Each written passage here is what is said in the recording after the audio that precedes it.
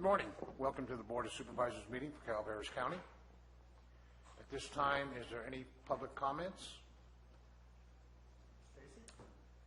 Madam Clerk. So item 1 is closed session pursuant to Government Code Section 54957.6, personnel matter, conference with labor negotiator Judy Hawkins, Director of Human Resources and Risk Management, regarding Deputy Sheriff's Association, Sheriff's Management Unit, Service Employees International Union, and the Calaveras County Public Safety Employees Association negotiations. Thank you, Madam Clerk. Once again, I see no takers for public comments, so we'll adjourn to closed session. No, we have a second item. I'm sorry. It's okay. Number 2, pursuant to Government Code Section 54956.9D1, conference with legal counsel regarding existing litigation, Christopher Wilson versus County of Calaveras Workers' Compensation Appeals Board, case number CCVC-362477. Okay, thank you, Madam Clerk. Once again, no public comment speakers, so we'll adjourn to closed session.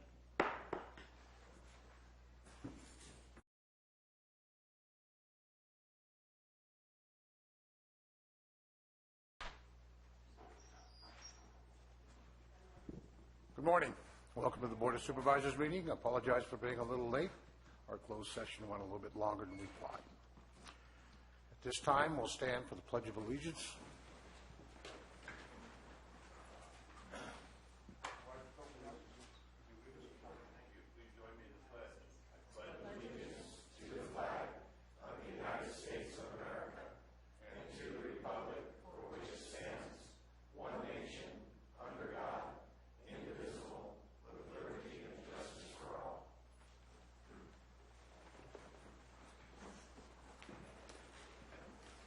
Thank you and welcome.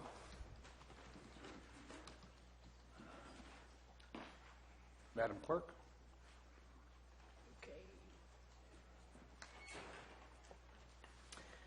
The report of closed session, item 1, pursuant to Government Code Section 54957.6, personnel matter, conference with labor negotiator Judy Hawkins, Director of Human Resources and Risk Management, regarding Deputy Sheriff's Association, Sheriff's Management Unit, Service Employees International Union, and Calaveras County Public Safety Employees Association negotiations.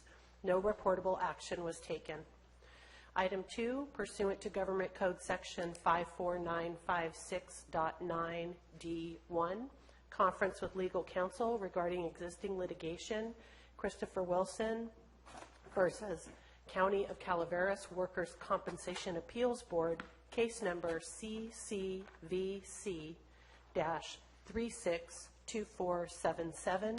No reportable action was taken. Thank you.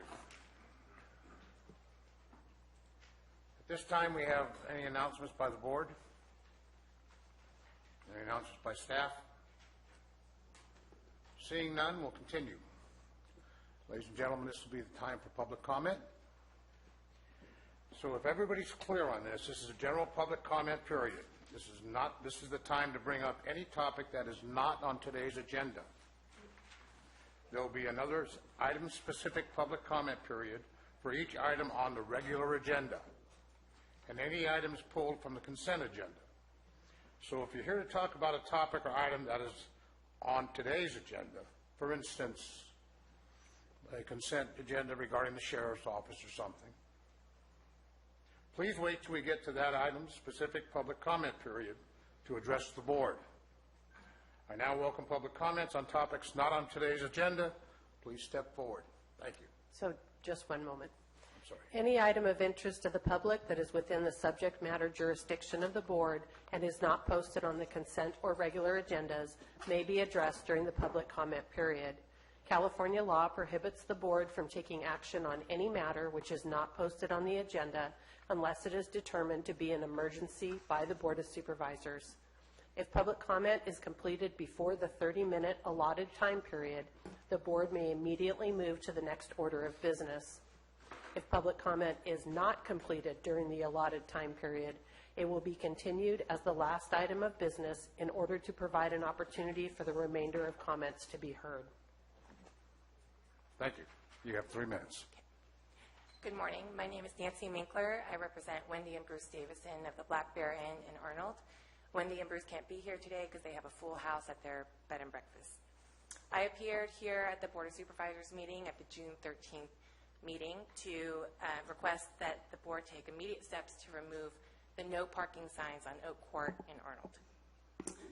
It has been now over a month since the board first started hearing from the business community requesting that the signs be removed, but the signs are still there, and as far as we can tell, the county hasn't taken any action to remove the signs. The resolution to install the signs was initiated by Supervisor Oliveira at the request of one constituent.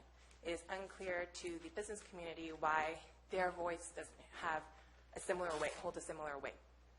I remind the board that the board of the Greater Arnold Business Association, which represents the entire business community up in Arnold, requested that these signs be removed. We're asking that the board put this item on the next agenda. There's no reason to delay. The signs are already causing problems. At the 4th of July parade a couple weeks ago, people were forced to park on an adjacent street to Oak Court, causing a traffic jam, while Oak Court remained empty. The installation of the signs was completely discretionary and can be easily reversed. If any supervisor has a question as to whether there is sufficient time to put this on the next agenda, I remind the board that this issue was initially put on the agenda. The resolution to install the signs was put on the agenda less than 2 weeks prior to the meeting where the board voted on it. The Davisons and the Arnold business community will continue to push to have these signs removed until the board takes action. Thank you. Thank you. Good morning. My name is Doug Shen, resident of Arnold, a resident in the county since 1980, 30-year realtor working strictly in the Arnold area, broker, founder of Cedar Creek Realty in the last 10 years of my career, and I retired in 2014 after 30 years in the business. So I think I have a clear perspective on the Arnold area, the businesses, and specifically Cedar Center. If you were to ask anybody what the largest shopping area in Arnold is, I think people would say Meadowmont Center with Big Trees Market. In fact, the largest area for businesses is Cedar Center. Currently in Meadowmont, there's approximately 12 businesses operating with vacancies, some vacancies, of course. And in Cedar Center, there's 15 businesses operating with some vacancies. So the largest center is Cedar Center. And that's why it's called the heart of Arnold. It's right in the middle of town. It isn't at the end of town. It's a focus for our whole community and has been for as long as I've been in town. So, what I don't understand is that in most communities, cities, counties, the governing bodies take action to improve parking for businesses, to add parking for businesses. They spend millions of dollars on parking structures. They deal with parking issues all the time because businesses need parking in order to grow and succeed and pay taxes into your coffers. In this case, due to one person's request, you took action to remove parking that serves the entire area of Cedar Center. Not just one business, but over 15 operating businesses. Now, one of those businesses, notably Cedar Creek Realty, Eldorado Bank, Heart of Arnold Restaurant, Dogwood, Dentist, so on and so forth. So this makes no sense. You took action contrary to your own rules and regulations to put those signs up. I'm asking you to take them down. Take them down. Take what steps you need to do in an orderly fashion to be procedural and legal, and make your decision. One last thought. If the traffic study says there's no traffic going up and down that street, which I believe is the case, very little traffic, you don't need no parking signs. If there's a lot of Thank you, sir. traffic, Your time's up. if there's a lot of traffic, Thank you, you sir. don't need Your time's any up. parking signs. Next speaker. Thank you.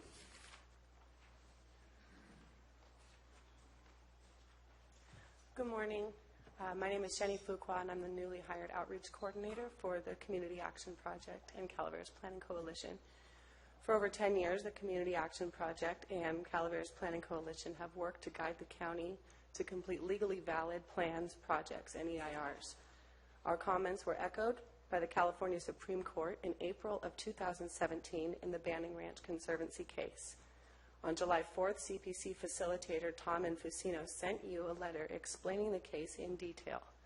We have come up with a helpful acronym, ARISE, A-R-I-S-E, to help members of the Board of Supervisors remember the guidance from the Banning Ranch Conservancy case. A, analyze alternatives. In Banning Ranch, the court told local governments to meaningfully address feasible alternatives to the proposed project. The California Environmental Quality Act requires meaningful evaluation, analysis, and comparison of alternatives to the proposed project. Alternatives are designed to avoid or substantially lessen negative impacts. R, respond to comments. The court said that when residents and commenting agencies raised a concern early and often, the lead agency owed them a reasoned response. For example, with regard to the cannabis cultivation DEIR, both the public and public officials have raised valid concerns about funding of the ordinance to mitigate impacts. A county would be wise not to continue to disregard these comments on an EIR by sister agencies and concerned citizens.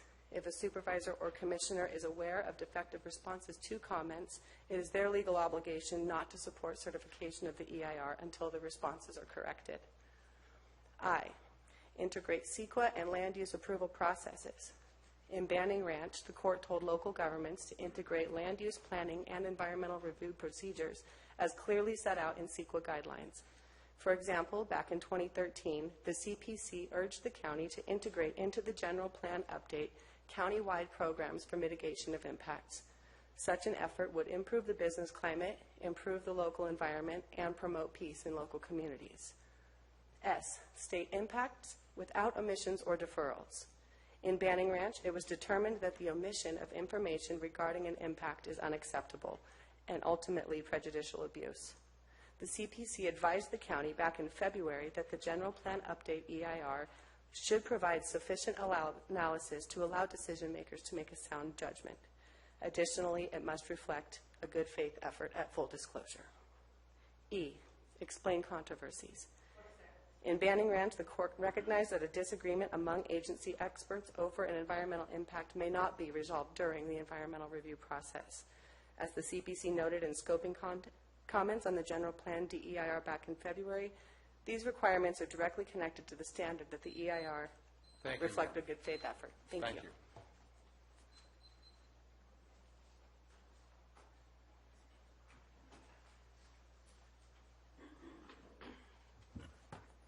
Good morning. Bonnie Morning, Newman Bonnie. from Double Springs. You guys have been giving me a feeling, okay, and I had to pull out my dictionary and define what I was feeling, and I found, first word I found was oppress, to keep down by the cruel or unjust use of power or authority, to rule harshly, to tyrannize over, to overpower or subdue. That led me to another feeling that I found, and it was to suppress, to put down by force, to subdue, quell, crush, restrain, to eliminate or weaken. And then they gave me the final reference, and it was repress, to keep down or hold back, to restrain, to put down, to subdue, to control so strictly or severely as to prevent the natural development or expression. And I was getting this feeling in reference to public comments. A few years ago, y'all decided to change from 4 meetings a month to 2 meetings a month. and that limited our ability to express ourselves. And then you put on a half-hour limit at the beginning of the agenda where if we wanted to go longer than a half hour, we had to wait until the entire end of the day to express ourselves. And then finally, we got limited by a three-minute limitation. It used to be 5 minutes, unless there was so many people you knew it was going to go on and on and on and on. Then it became 3 minutes, just as a matter of policy. Well, I can't help feeling your suppression is giving me feelings of oppression and repression, and it's making me depressed. Thank you. Thank you, Bonnie. Hard act to follow there, Bill. Good morning. Yes, it is. Good morning, Bill Wilson, District 1, United States veteran. We celebrated the 4th of July this month, and I just want to take a moment to say how great it is to be in this country, to be born in this country, to have served this country, and the forethought of our forefathers to have rejected the authoritarian ruling of England and went to war for it.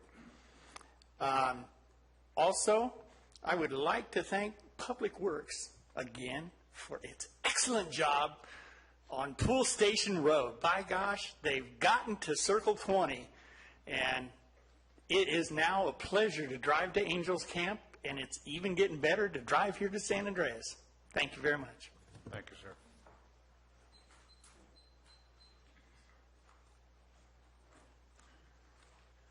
Broadcasters Valley Springs. Once again, we're divided, sitting on each side in teams. One group wanting to continue to do things the way we've done it for hundreds of years, the other wanting to do something newer.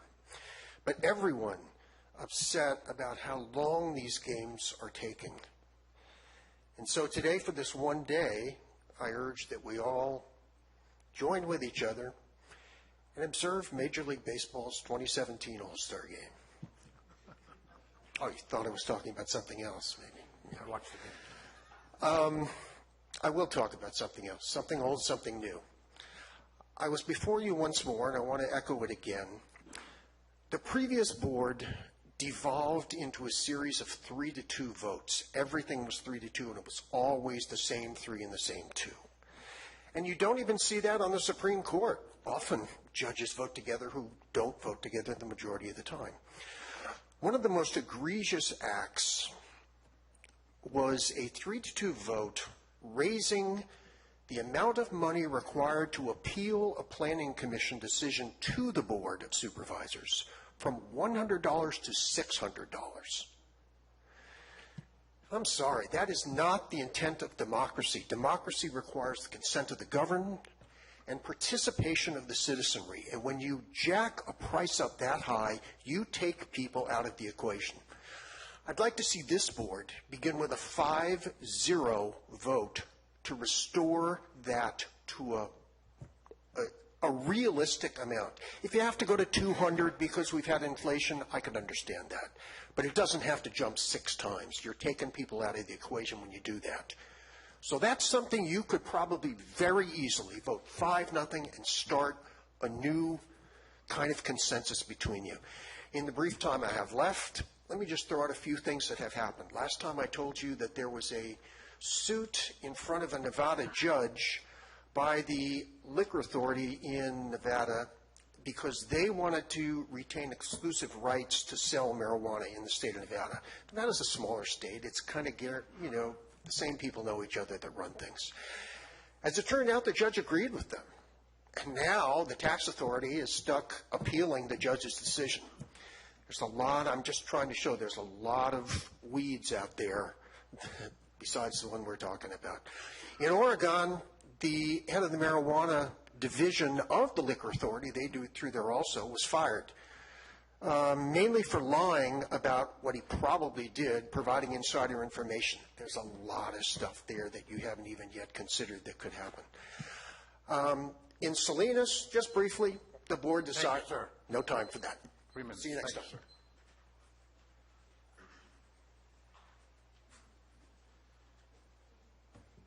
Ben Stopper, District 5. I brought up on multiple occasions here at the Board of Supervisors and one occasion earlier this year at the Planning Commission that the community plan for Rancho Calaveras says no commercial uses shall be allowed within the community except in the old township of Jenny Lynn, the real estate office on 26, and in-home uses such as daycare, for example. In this case, I have to agree with Mr. Toffanelli's assessment that residential areas are not places for outdoor commercial marijuana, and it's a conflict with our community plan for our area and our CC&Rs. And I also would like to bring up two recent rulings by our Honorable Judge Healy.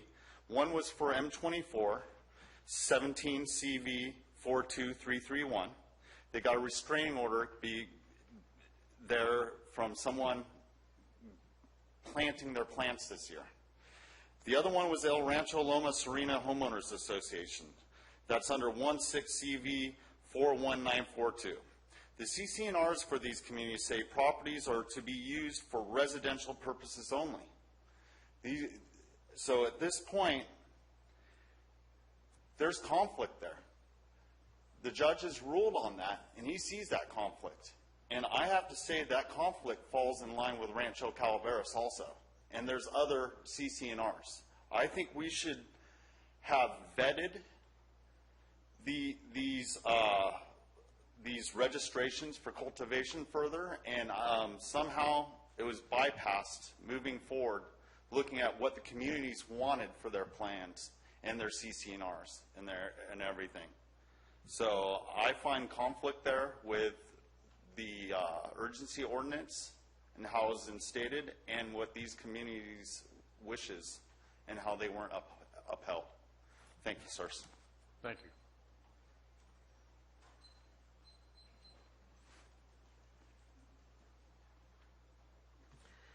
Robert Macias, District 5. I believe we, the public, are capable of producing a cannabis ordinance. Through collaborative efforts and teamwork, we can build the dream of a stronger community. If anyone has a proposal, ideas, beliefs, information, facts, or data related to cannabis activity within Calaveras County, please send it to calaveраsunite@hotmail.com. I ask the board to share what they have been given with calaveраsunite@hotmail.com. If anyone would like to be involved with the authoring of the ordinance, contact calaveраsunite@hotmail.com. Together, we can create the vision of a higher quality of life. I'd like to leave off with some inspirational lyrics. Just a world we all must share. It's not enough to stand and stare. Is it only a dream? There will be no turning away. Thank you. Thank you, sir.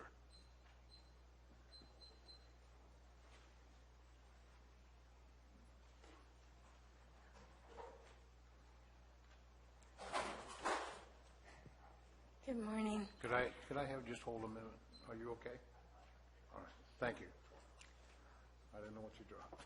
I've been reading the sheriff's logs, and it's very interesting to see that they're now listing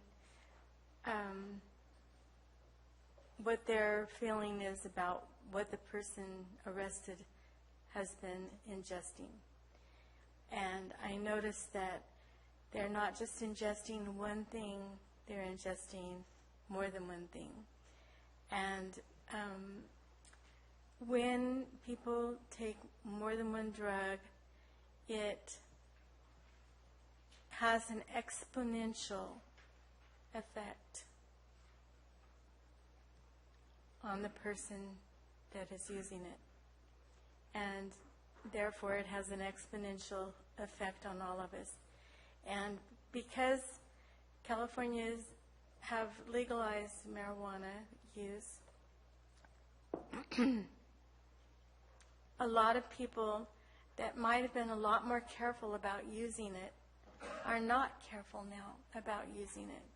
They bring their thing that they smoke and stick it in the planter, go into the gas station, come back out, pick up whatever it was, and go to their car. It was not a cigarette.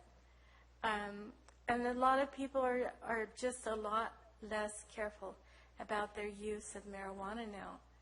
And I just wanted to say this because I feel that it would be much better for all of us if we have very, very strict rules. Thank you. Thank you. Any further speakers for public comment?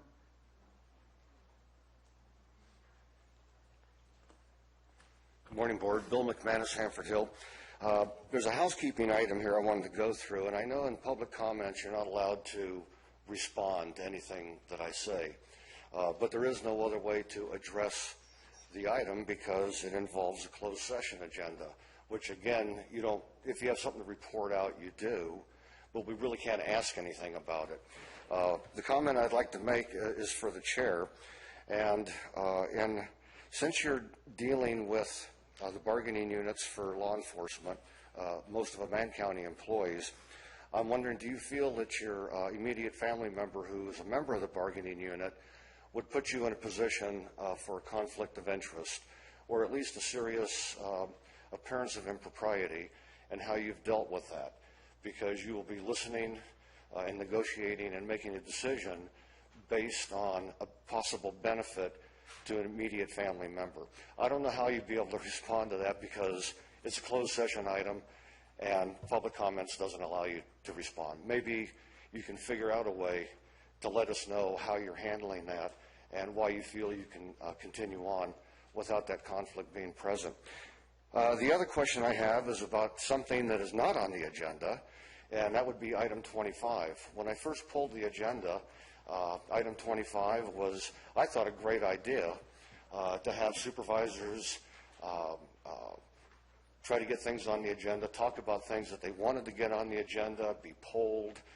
I thought it was a terrific way for constituents to know what their supervisors are doing, that they would say, we want this on the agenda, we want to talk about it in the future, and then their constituents could get excited about it or talk about it or show up at meetings and things like that. Right after I got the agenda, within a couple hours, got an update on the agenda on item 25. It disappeared. When I asked about it, I was told that the chair removed that item from the agenda. So I think it's a good idea to have it, but I don't know why it's not there, and maybe when we get to where the missing agenda item was, we can talk about that, unless it's been put on since the last time I got the agenda printed out. So anyway, that was my comment. Thank you. Thank you.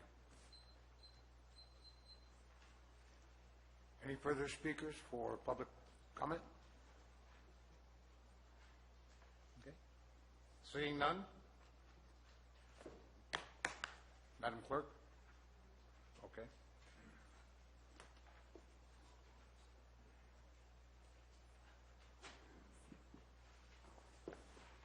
Consent agenda. The consent agenda items are expected to be routine and non-controversial. They will be acted upon by the board at one time without discussion. Any board member, staff member, or interested party may request removal of an item from the consent agenda for later discussion. Thank you. Ladies and gentlemen, is there anybody in the public here today who would like to have any item from the consent agenda pulled? 12:15. I'm sorry, could you identify who said that, please? Al. Oh, Al. 12 and 15.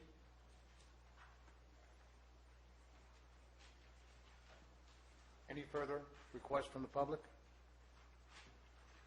At that time, I'll bring it back to the board. Any board member wish to pull a consent agenda item? Any staff member? Seeing none, I'd entertain a motion to accept. Moved by Supervisor Clapp to accept the remainder of the consent agenda. Any second? Second. Second by Supervisor Tofinelli. Any public comment? Seeing none, we'll bring it back to the board for a vote. All in favor indicate by saying aye. Aye. Opposed indicate by saying no. Motion carries 5-0, unanimous.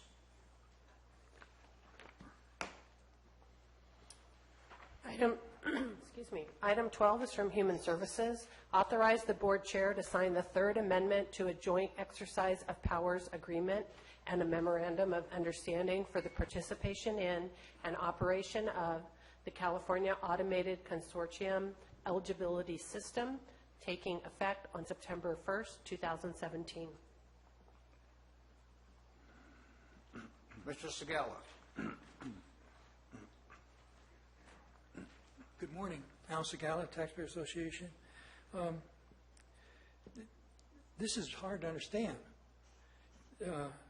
Operation of the California Automated Consortium Eligibility System. Could this be succinctly addressed as to its effect to the taxpayers? What is happening here? Why the third amendment? Thank you. Thank you. Good morning, Kristen Brinks, Health and Human Services. This item before you is a memorandum of understanding that all of the 40 counties are bringing before each of their individual boards. We utilize a joint powers agreement amongst a number of counties for the C4 system, which is our benefit determination system in social services. So it's the system that we utilize to determine eligibility for our CalFresh, our CalWorks, and our Medi-Cal programs.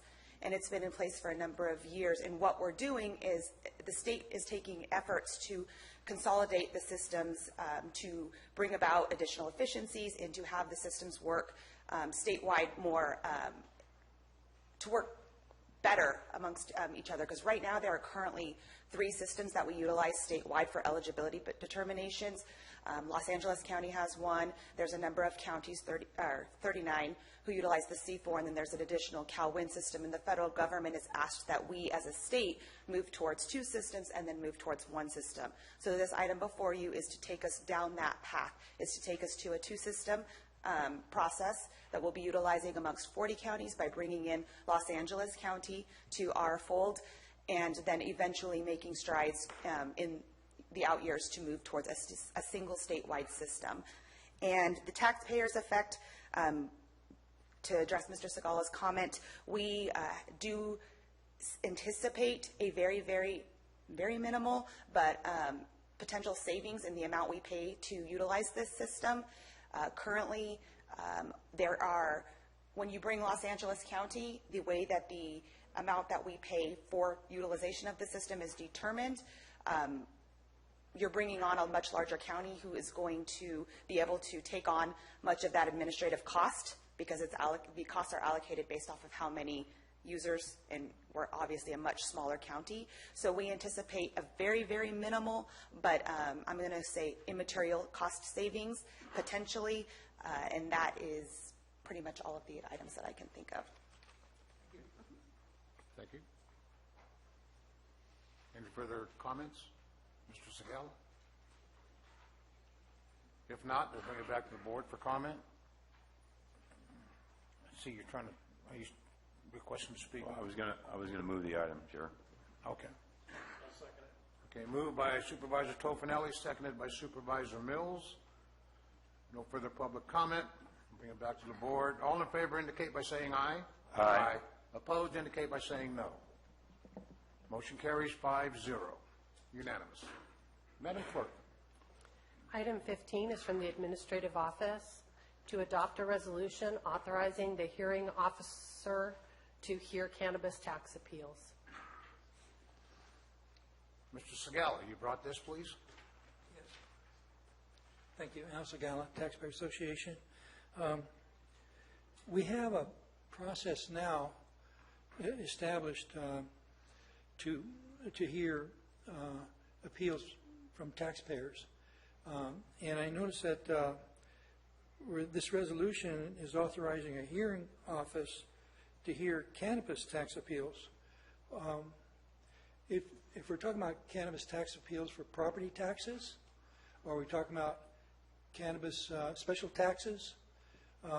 And is there a conflict between our established system for hearing tax appeals and this new system? Thank you. This item was brought forward from my office.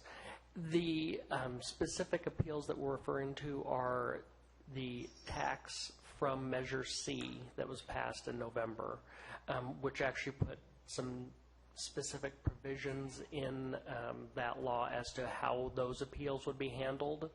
What happens then is once the tax collector sends out the tax bills, the registrant then has an opportunity to appeal first through my office, which is an initial review of the circumstances, whether we uphold the tax collector's ruling or not, then moves it to the next level, which is an appeals.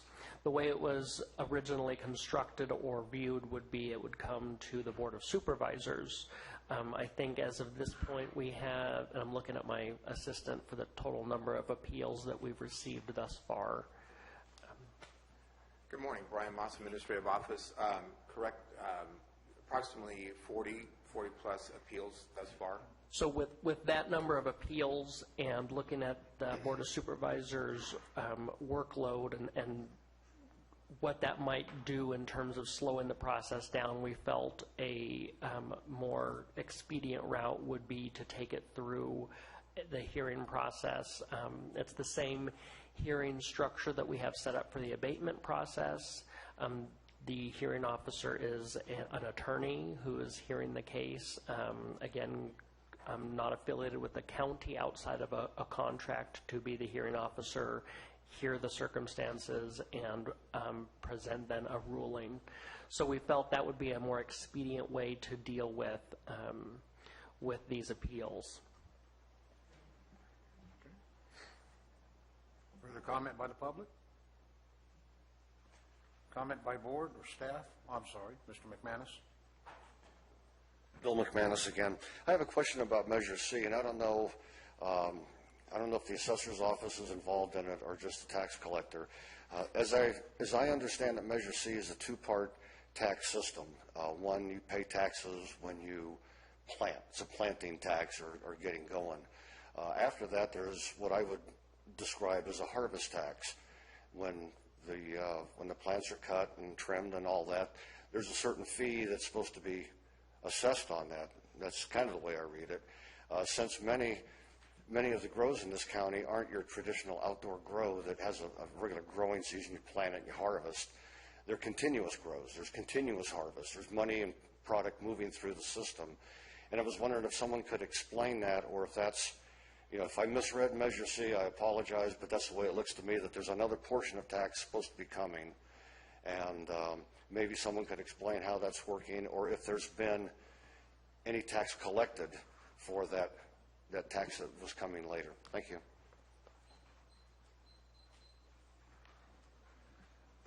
The tax is actually based on what the registration application stated. So as an example, if somebody came in and applied for a registration and they identified 22,000 square feet, that is what the tax is based on. It is not based on, and this is where there's been a lot of confusion, it is not based on the actual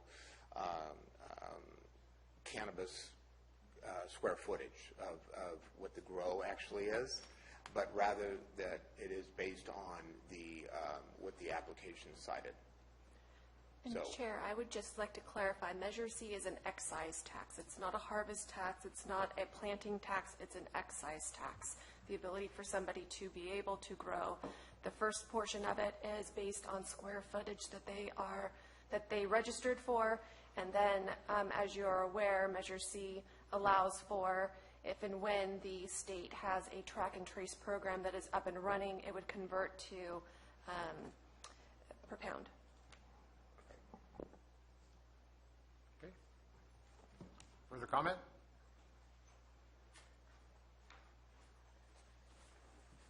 Bill Wilson again. Well, you kind of got done already. It's $2 a square foot on the amount that you registered, and it's a 7% for the dispensaries.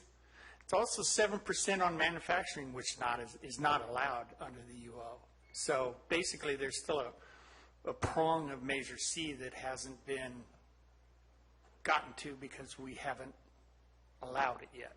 So one of my questions would be, on the appeals for the assessment, are those from people who basically haven't made it through the registration process yet, and so therefore aren't really permitted?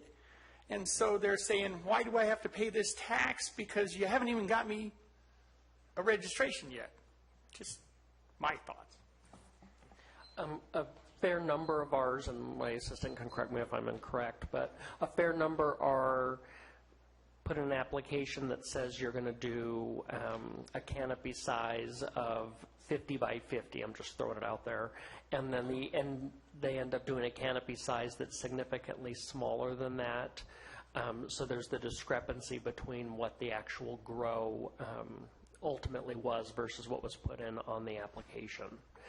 That's, I think, the significant one. It's not necessarily waiting based on the urgency ordinance. If they're still in that pending status and review, then they still receive the tax bill, and they would still be expected to pay it while they're pending the permitting. That is correct. Okay. Further comments by the board or staff? No more further comments from public comment? Seeing that, we'll bring it back to the board. I'll entertain a motion. So moved, Chair. Moved by Supervisor Mills. Second. Second by Supervisor Tofinelli. All in favor indicate by saying aye. Aye. Opposed indicate by saying no. Motion carries 5-0, unanimous. Item 20 is from the Administrative Office to receive a report from staff, Cal OES, and local organizations regarding the ongoing Butte fire recovery. Good morning. Ladies and gentlemen, Mr. Moss, if I could beg your indulgence, please. We're going to take a short break at this time, 15 minutes for our clerk and staff. They've been at it since about 7:30, maybe 7, and we'll resume in about 15 minutes. Thank you. Yeah.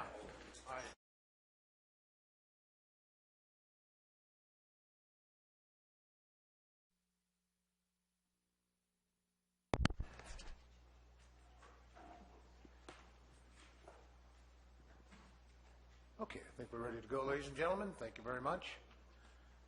Madam Clerk.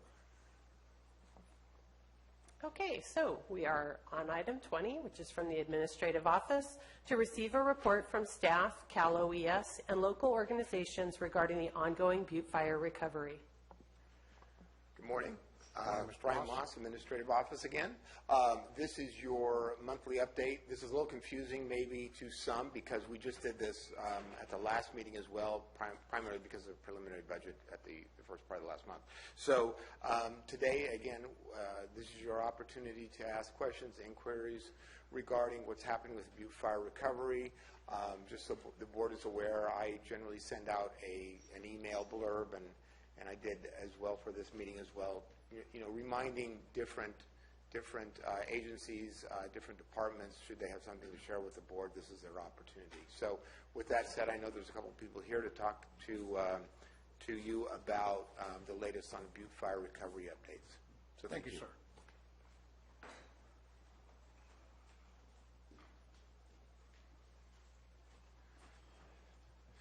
Jeff Krovitz, Public Works. Not a lot has changed since the last report, except that we are continuing with the hauling, the gathering, the hauling of the debris down to the management site in Wallace. We are down to our last 5 to 7 days on the current scope of work. So we expect that and the punch list to be completed within a week. The debris management site has been grinding for a little while, and we expect it to go no more than 10 days, and at that point, the debris management site will be disassembled. And opened up some discussions with FEMA on the subsequent phases that we hope to execute. But that is essentially the end of the report for tree removal. Any questions? Question from the board? Supervisor Scaramendi? I saw a letter that you sent down to Caltrans regarding including for the Butte-Fire roads. Okay. I'm sorry, we were talking about trees first. I Doesn't realized I matter. just jumped Go ahead. for it.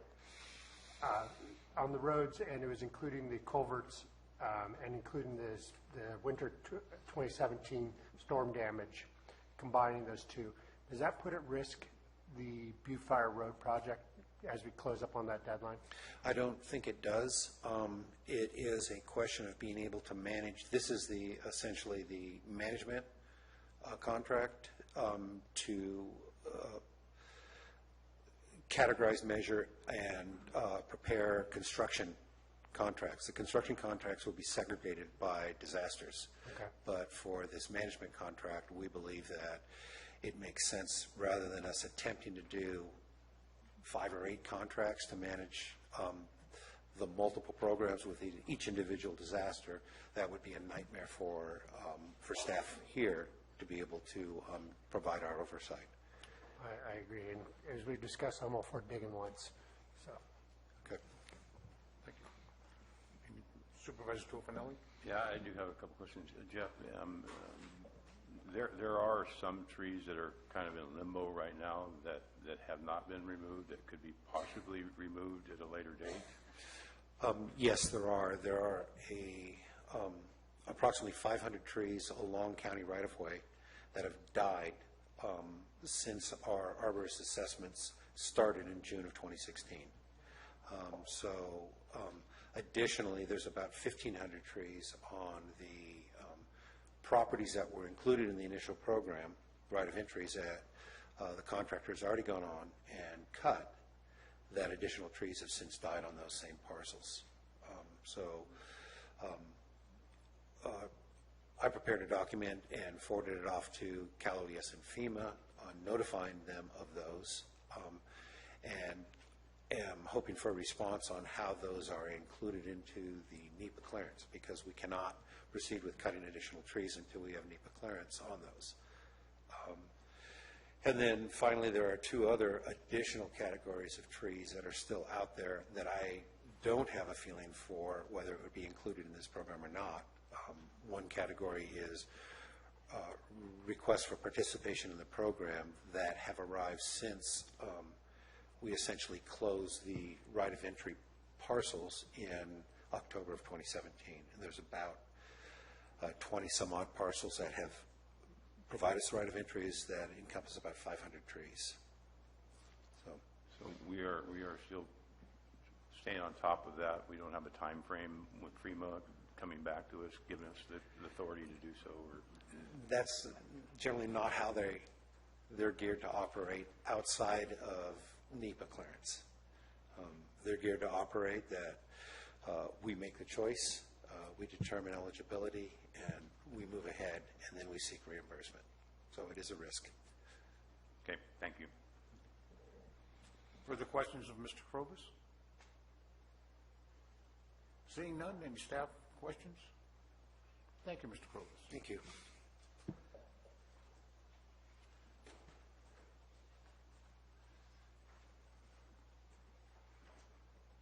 Sharon Torrance, Butte Fire Recovery Information Officer. Good morning. Morning, Sharon. Since we're coming to a close of what we're calling phase 1 of the burnt tree removal, the hazard burnt tree removal, Mr. Krovitz and I have decided next week after our meeting we will put out a press release with final numbers and the fact that phase 1 is complete, and so that'll go out probably midweek next week. Other than that, I have nothing else. Thank you. Questions of Ms. Torrance? Seeing none? Thank you, Ms. Thank you. Any further staff report on this agenda item? Seeing none? We'll bring it back to the board. Madam Clerk.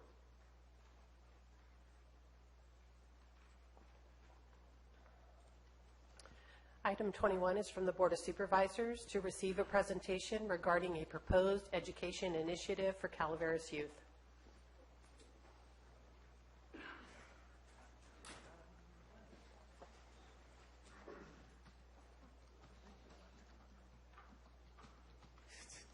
Gentlemen, I'm going to make a request that you identify yourselves when you speak. Let our folks in TV land and our folks know the prestigious presenters we have. Oh, and please speak into the microphone.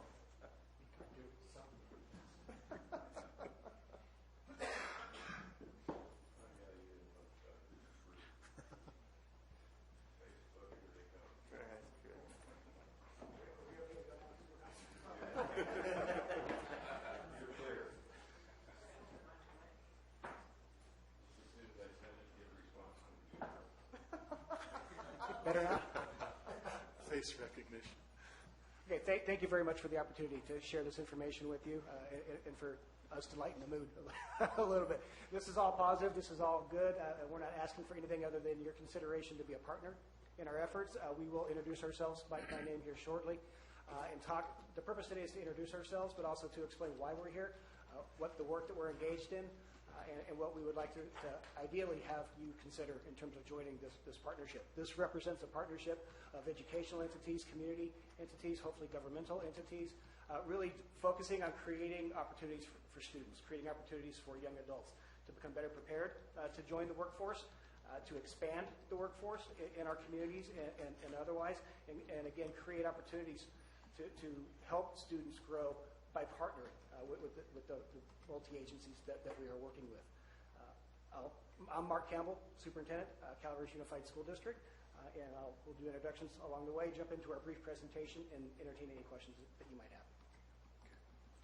Good morning, Michael Chimeni, Superintendent, Bret Harte Union High School District. Good morning, Paul DiBaldo, resident, Calaveras County. Paul.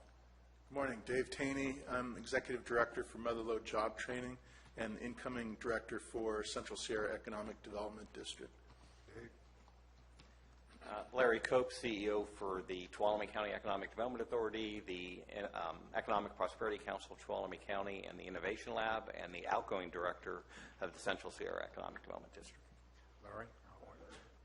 So under the umbrella of the Calaveras Workforce Development Initiative, and you have the packets in front of you, we also have information at the podium if anybody from the audience would like to see copies of the slides that we'll be going through. We'll give a moment for that.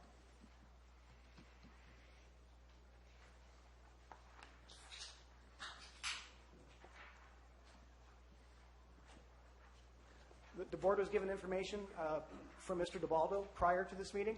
A lot of that information has to do with the funding sources that are being allocated to help drive this effort. And again, it's a partnership moving towards a strong workforce development for our students, but also for young adults in our community.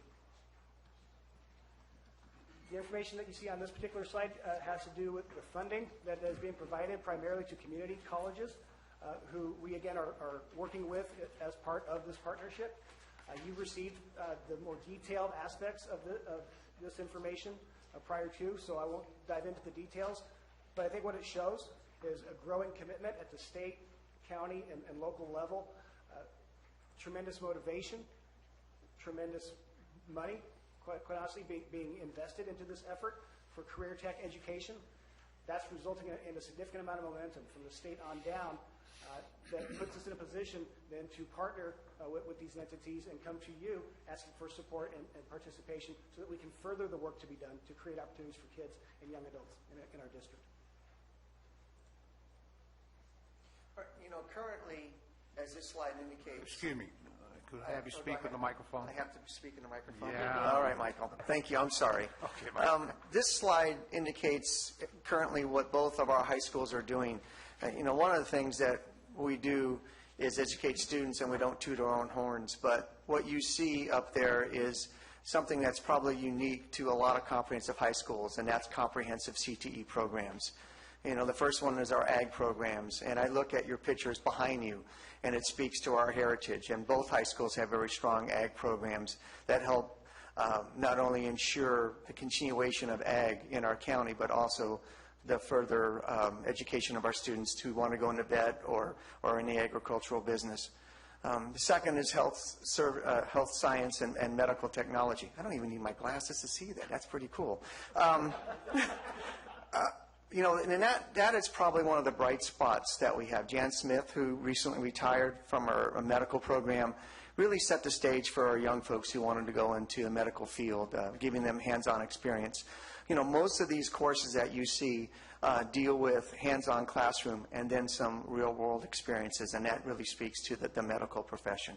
Transportation, you know, both high schools have auto shop programs that are NATEF certified, where our students who would choose to could go out into the workforce and find a job. You know, most do seek other educational opportunities prior to doing that. Protective services, the police science course, the fire tech courses, the EMS courses that are presented at both high schools help prepare our students. And then finally, the retail hospitality is all that culinary arts.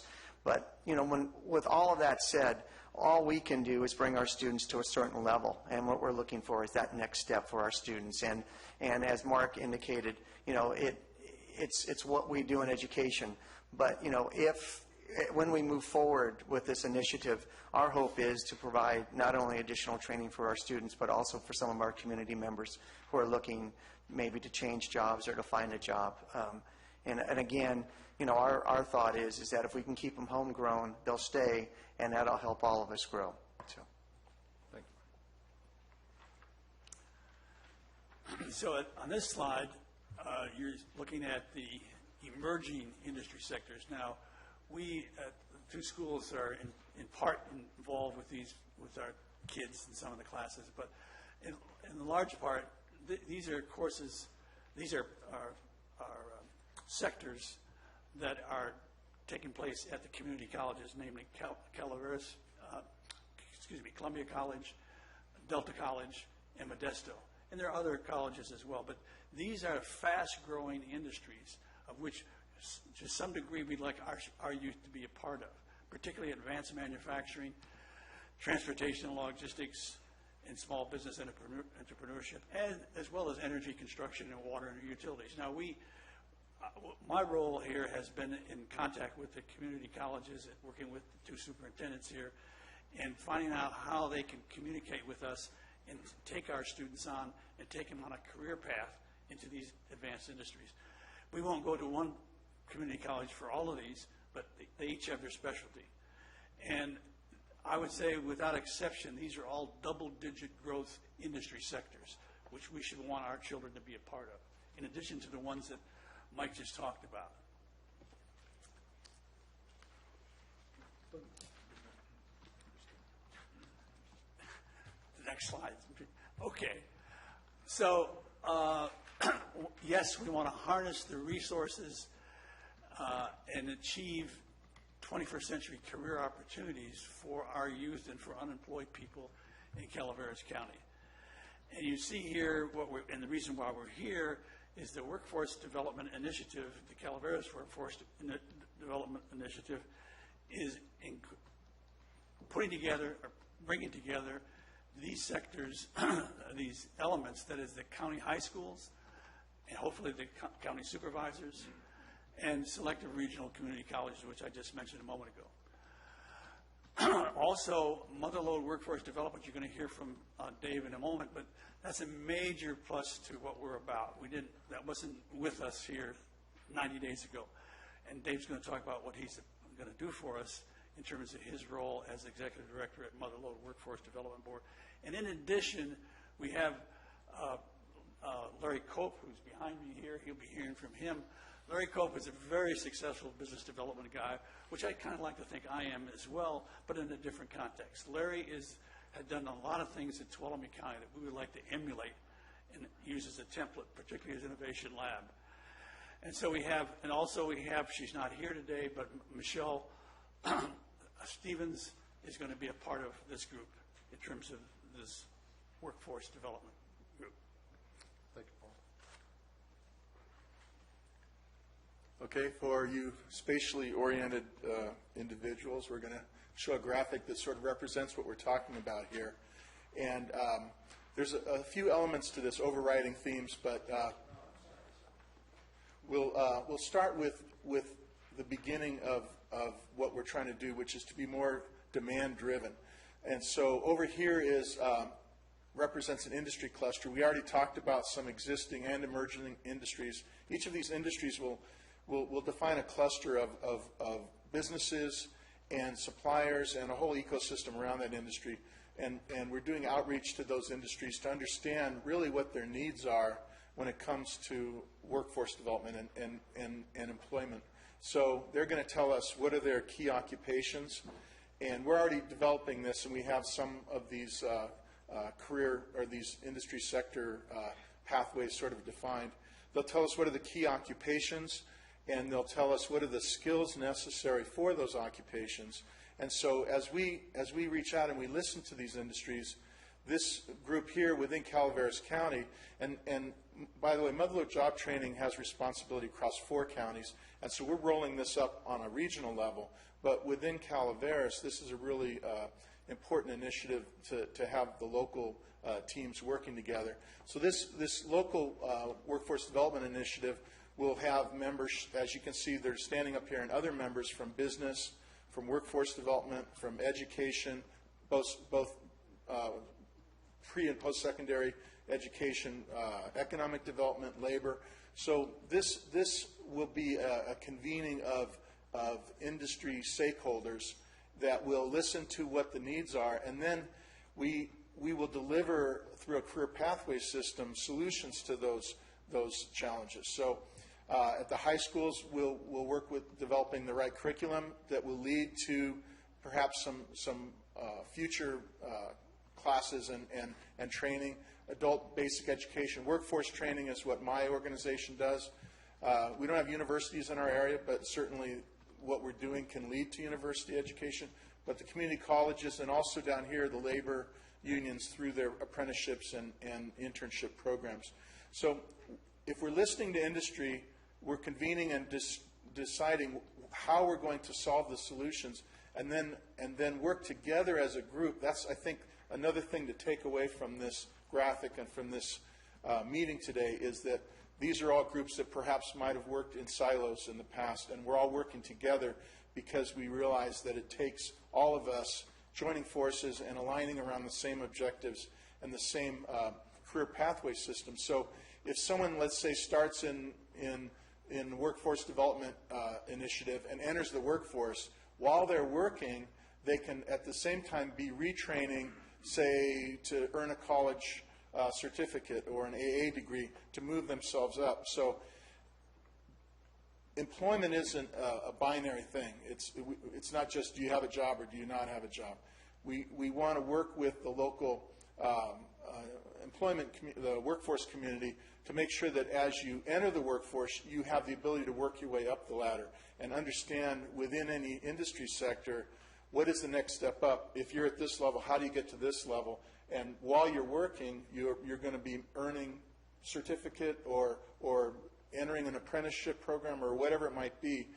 Work-based training is just as important as earning a certificate or a degree. And if you talk to the local employers, they'll tell you, I want people that work hard, that have the right soft skills, and can work with us. We'll help them move up the ladder. We'll help train them, but just get someone on the ladder and show them how they can move up one rung at a time. So that's where we're all working together as a team to help the workforce understand what it takes to climb that ladder of success. And then as they enter the workforce, we follow the cycle where we get now additional information from business, and it's just a never-ending cycle of feedback and corrective action. So that's the model. Good job. Do you want to say something? Yeah, I might add something to that. One thing about the particular model, and is something that we've done over in Tuolumne County, is, again, with a primary focus on what jobs are out there and what businesses are out there. Because, you know, if the newest, hottest craze is coders, and we're training tons and tons of students to be coders, but we don't have a coding job up here for them, it's a disconnect. So what we've done is worked very closely in Tuolumne County, and this is happening here in Calaveras County with every business. And that's part of the question is, what do you need? What levels do you need? And then introducing them to this workforce partnership where basically they can bring somebody in at a high school level, AA degree level, they can do a CTE program, they can come in at different levels, plug into the company, but the company is in partnership with this whole education partnership to say, okay, I'm now going to send so-and-so back to a welding class, or I'm going to send somebody to here. We're going to do on-job training. And so what it does is you match your jobs up with your trainings. And then what you do is then you venture out into the new areas, which we saw back on one slides, on the advanced manufacturing. A lot of people don't think about it, but we have a number of very advanced manufacturers up here in the Motherlode. We have companies that make software, hardware. We have individuals who make ovens that actually cook chemicals onto silicon chip manufacturing and are used in the silicon chip manufacturing process. There are high-tech jobs up here, but they may not be training 20 people. So it doesn't fit into your customary college program. It's 2 employees that need to be trained here, or 1 employee. And by integrating all of this into one, you meet the workforce needs to grow those high-tech businesses, but also you're filling those other major industries that we have up here, which is tourism and many others. So, with that said, let's tell you what we have planned for focus is with the industries that were just mentioned. I have been making contact with industries. I have several industries that are participating in a scholarship fund that my wife and I created 6 years ago, and we've awarded over 52 kids here going to career technical school for some of these industries. But we need to do a lot more of that. We need to leverage what we have going with the high schools and leverage what's going on with the community colleges and what industry needs. We're in a transformation process. You saw from the material we sent you in advance, the whole education system, both statewide and federal-wide, and certainly locally, is in transformation. And we intend to leverage that and get our kids on a career path that allows them to participate in this transformation in the 21st century. Our goals then are to be consistent with what are needed in the 21st century and establish recognizable workforce development achievement. We'd like to be recognized. In fact, one of the reasons why we'd like to have you as supervisors as a part of this team is we need to communicate to parents and to the people and citizens of Calaveras that this is a workforce development effort. It's not just training kids, getting jobs. We're creating a workforce development which is in tune with what's going on in the country, what's going on in the world. I think that's all I'm going to say on that slide. I'll take this one. So looking beyond 2019, obviously we want to attract many, many different elements and sectors to come in and strengthen our community, strengthen our effort. We would love to, with what Larry's established in Tuolumne County, to develop an innovation lab, to develop a place, the first goal, where high school students and post-secondary students who may be out, or former students who are out there floating, to come in and hands-on, gain some skills that will make them more employable, more marketable, and strengthen that school to community and that wandering young adult to employment kind of a movement. The workforce development, and I think Paul said it so well, this is a much more global effort than just training kids to get a job. This will benefit students, this will benefit young adults, it will benefit the community. So it's gathering information from all the people that are involved in the consortium, in the partnership, and finding out what best serves the community, what best serves our students, how do we work together to create those opportunities. So those would be our goals above and beyond. We have one more slide that I know I want Dave to be able to go through, but as we talk about short-term and long-term goals, and we talk about the aspects of this partnership and our functionality, it's what we believe it's critical to have members, to have the entire board supportive, but also a member involved as representative on this entity, this partnership that would meet quarterly. So, we would ask respectfully that you consider a resolution to indicate that support. We would also ask that you respectfully consider having a member serve as a representative on this. Paul has been a tremendous convener, and that would really be his role of pulling all these different elements together and plugging them in to these meetings and to the work to be done in between meetings and after meetings to further our goal to strengthen this for, again, our kids, our young adults, and our community. It is part of a larger picture, and so Dave? I'd like to add one thing. The highlight of that was the first 2 years is that focus. If you put that slide back, that's the next 2 years. We're really focused on primary focus, okay?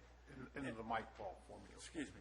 So for the next 2 years, our primary focus is what I show up there in terms of the two bullets.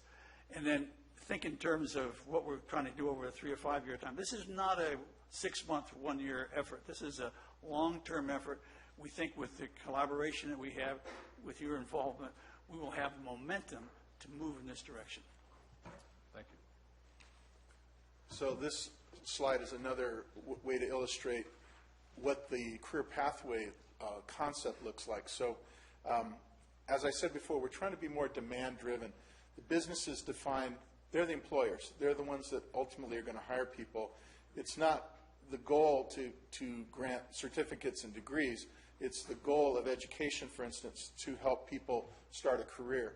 And so starting at the bottom, this is sort of a sawtooth pattern here where someone starts in their first job in a career path, might be an entry-level job. It may or may not require some kind of credential. And then while they're working this job, they're working their way up to the next level. Maybe they didn't earn their high school degree, so they're working to get their high school degree.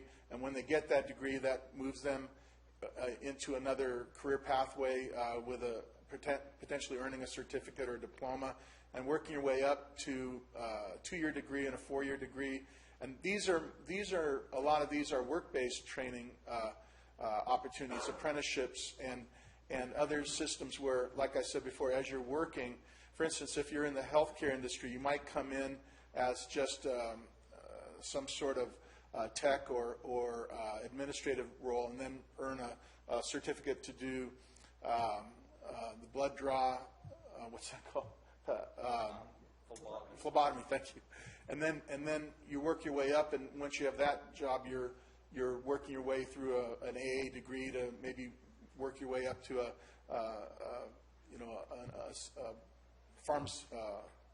physician assistant or something like that. So each one of these has a pathway. We're defining it in conjunction and with all of our partners, and we'll have these defined for each sector and work not only to help the businesses serve their needs, but also the job seekers as they work their way up the ladder, and hopefully keep our ecosystem strong here in this region so people don't feel like they have to leave here to go find good jobs down in the valley or in the Bay Area. So that's one of the main goals, is to create our own sustainable ecosystem here. And one last thing, you might say, okay, well, how does workforce, or why does workforce really tie into economic development? Because, a lot of the times people think about economic development is, hey, we're bringing new businesses in, or we're adding more jobs in the community. It's really about wealth building. And what wealth building means is for every citizen. So that means individuals come in and open up companies, or they expand companies. So they build infrastructure inside your community. They build their factories, so on and so forth. But this is the other and the most important part of it, is you're helping your local citizens go through this ladder step of the eventual goal. They're making more money. The reason why you want low unemployment is it actually pushes wages up in a community. And as it pushes wages up, people make more money. As people make more money, they can provide more things for their family. So workforce and economic development go hand in hand. You have to have the workforce, or you won't attract the business. And if you don't have the businesses, you don't have the workforce. The workers will follow where the jobs are at. And that's what they've been doing for the last 10 years. And so the goal is you have to bring these both up at the same time. And with that, you end up increasing the wealth in your community, not only through bringing more businesses here or helping the current ones stay here or expand, but also by raising the wages in the community of the people who live here. Thank you. And just one more thing. You've heard a lot about Common Core, the new testing, but there are two components to that, and that's why Mark and I are excited about jumping on this train. One of them is college ready, and the other is career ready. And for a lot of our folks, becoming career ready is a choice that they may not even have thought about in the past. And so when we start to create career pathways for them, and we embrace and enhance our CTE programs, it's going to allow us to serve our student population that may have been underserved in the past. And I think that's why Common Core hits both of those components. You know, we do a great job of getting our kids college ready. We want to even do a better job of getting our kids career ready. And the state has recognized the importance of career awareness and career training, and that's why they're filtering so much money down to our local governments and community colleges. So as you consider whether you want to be a partner with us or not, I'd just like to share with you where we think we're going with that, or we'd like you to go. A, we'd like you to have one of your board members meet with us. We're probably, at this time, of thinking once a quarter, the total collaboration would meet and go over where we've been and where we're going. Secondly, and probably more importantly in terms of the long term, is we'd like to have you as the voice, the supervisors, the voice of communication with the citizens and with the families, particularly the parents. This is an initiative that's ongoing. Of course, we can't talk about progress until we make some more, but that's an important part of the communication. In light of what we heard earlier this morning of some of the challenges you have, this should be a fun thing to talk about. It should be a positive thing, and the citizens would revere you for it. Thank you. So we thank you for the time. We thank you for the opportunity. Clearly, there's motivation and there's money behind this, and there's a partnership, and that equates to momentum. So we look forward to your partnership, your support, ideally moving forward, your representation. And again, we thank you for the time today. Thank you. Questions by the board? Well, I've got a comment I'd like to make. Ladies and gentlemen, Paul DeBaldo and I have been working on this project for the last year and a half. And I am impressed by this presentation and the people making it and the dedication.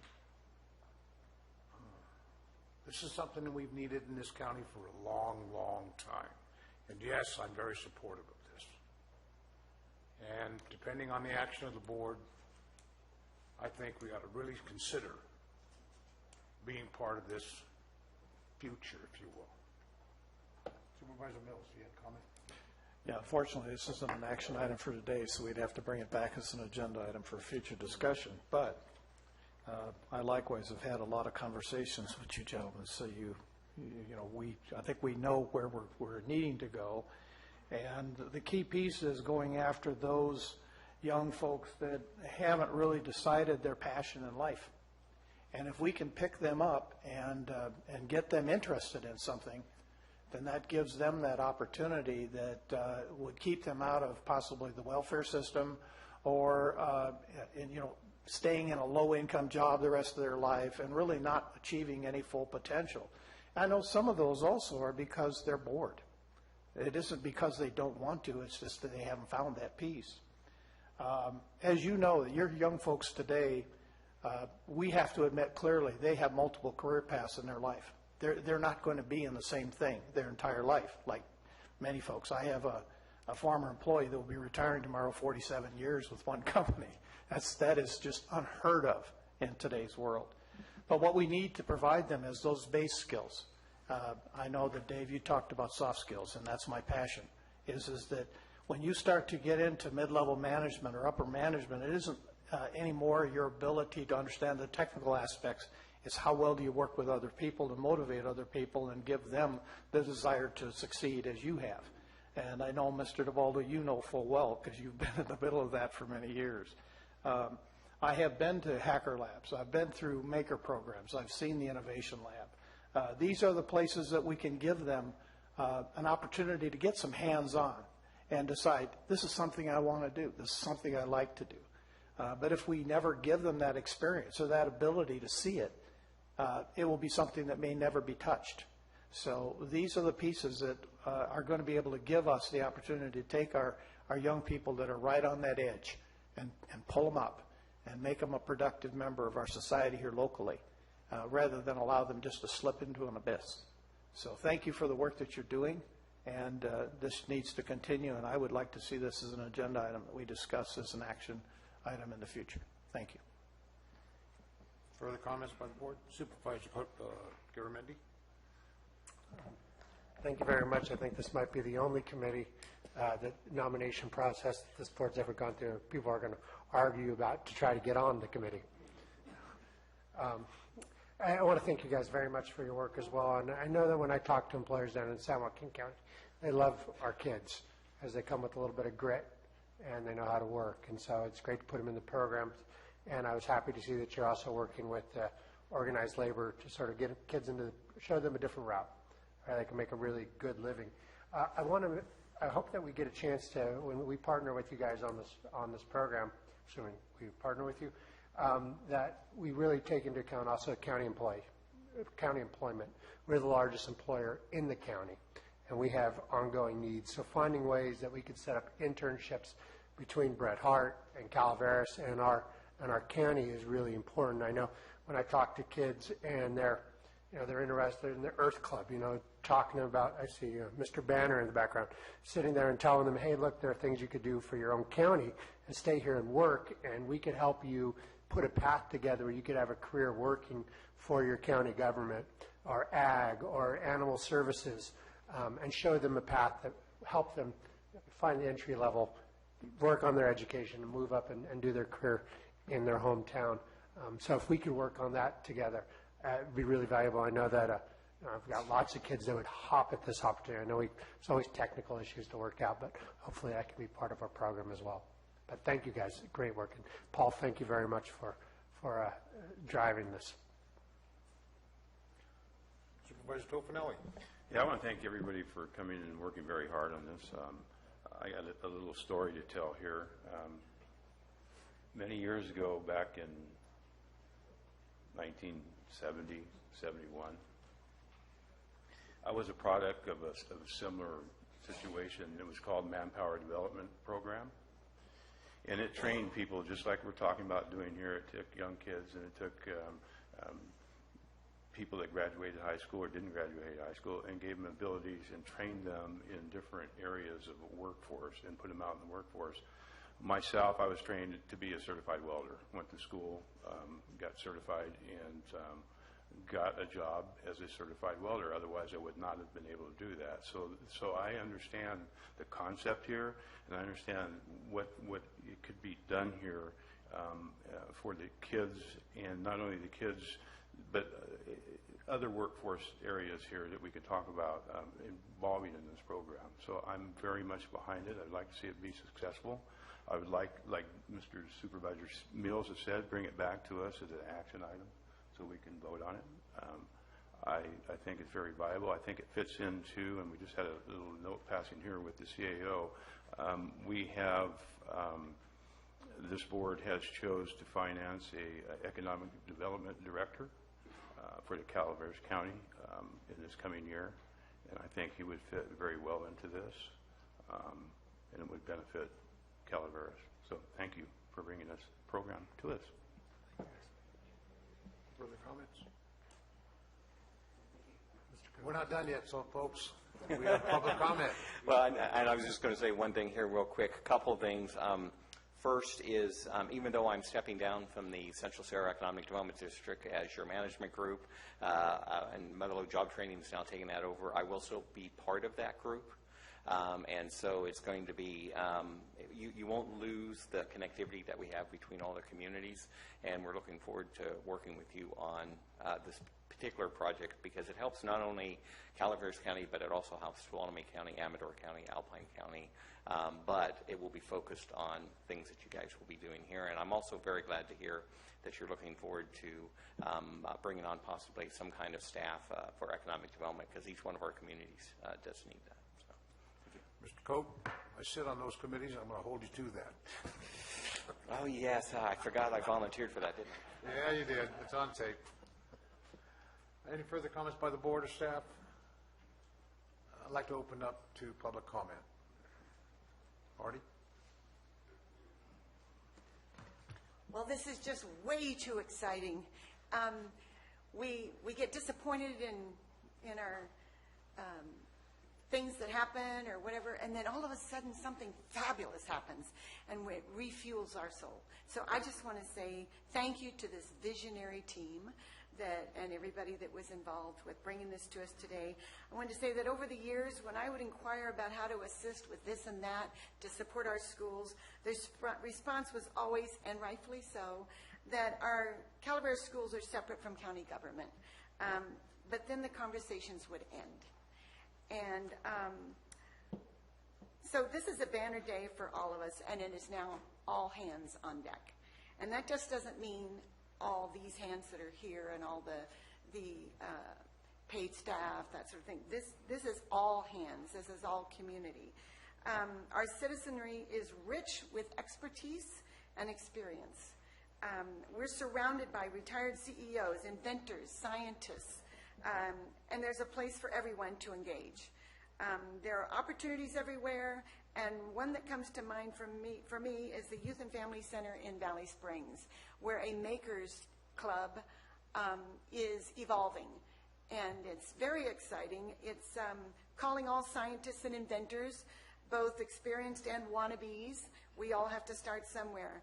I want to throw out that recently I took a beginning water management course at Calaveras High, and the instructor said that this water industry is ripe for women.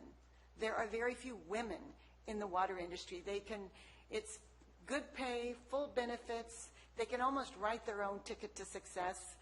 I just want to throw this out to any young woman who has good math skills.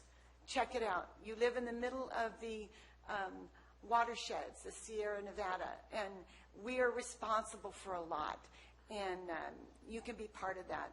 So at the Volunteer Center, we always say when the community comes together, magic happens, and I think we're looking at some magic today. So thank you all. Thank you, Mark. Bill? Bill Wilson, District 1. I didn't hear anything mentioned about Mountain Oaks, which is one of the most excellent homeschooling programs in the state of California, possibly the United States. We have a graduate now attending community college at Columbia who was part of the academic team there that went to state regional for 2 years running, almost 3 while he was there at that school.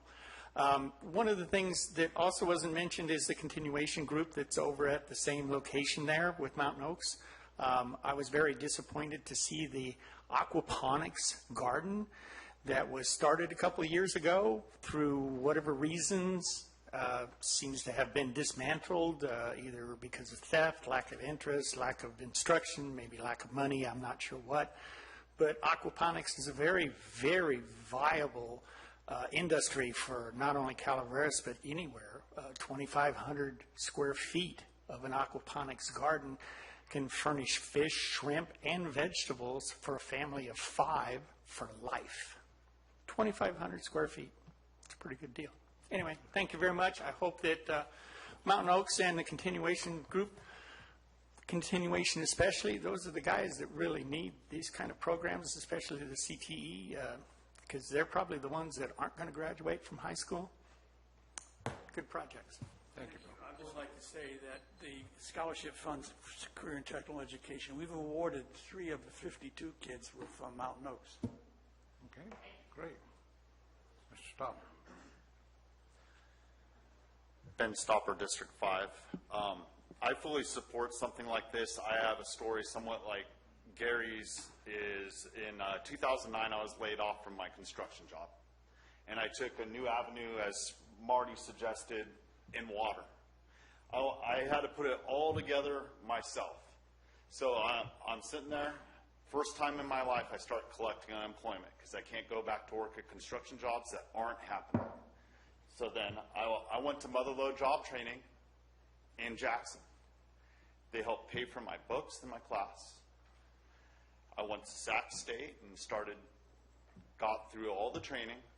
And within a few months, I was volunteering in McCalmy Hill and Valley Springs Public Utility District to get my operating and training time out of the way. By March of 2010, I had a job with CCWD. And this is the type of actions that Mother Lode job training and this type of thing will help do. And I have a great job now, and this is a phenomenal thing. I'm glad you all support it. Thank you. Hello, Board. Trevor Whitkey, District 2. I just want to express my support for this program as well as a Mountain Oaks graduate and somebody who grew up here. A lot of my friends had to leave the area, and the other friends that I have, they've mostly had to go into construction and other hard labor. And creating the skill set and building the opportunities early in our schools across the board, Mountain Oaks, Calaveras Unified School District, Bret Harte, etc. It's really a great program, and I encourage it and want to be part of anything that I can to support the schools in the system. Thank you so much.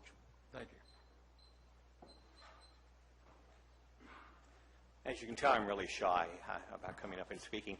No, I just thought I'd kind of bring everything back around full circle. If you think about the gentleman that came up and talked about the water school, we now have a water school in our innovation lab.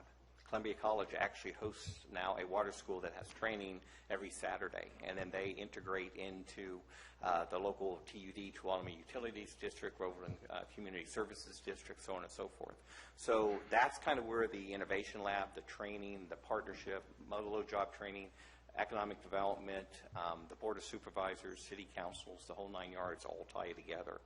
Right now, like I said, we provide that space for the water school to do their training there, but also we have not only our Tuolumne County Superintendent of Schools STEM office located in the Innovation Lab, it's also the Tuolumne County Workability Program. Those are for more the challenged youth, those that are having issues getting in, and we tie them together with our businesses who provide internships. So again, all of this can be worked on and implemented. Some of it already is implemented, some of it's already in place.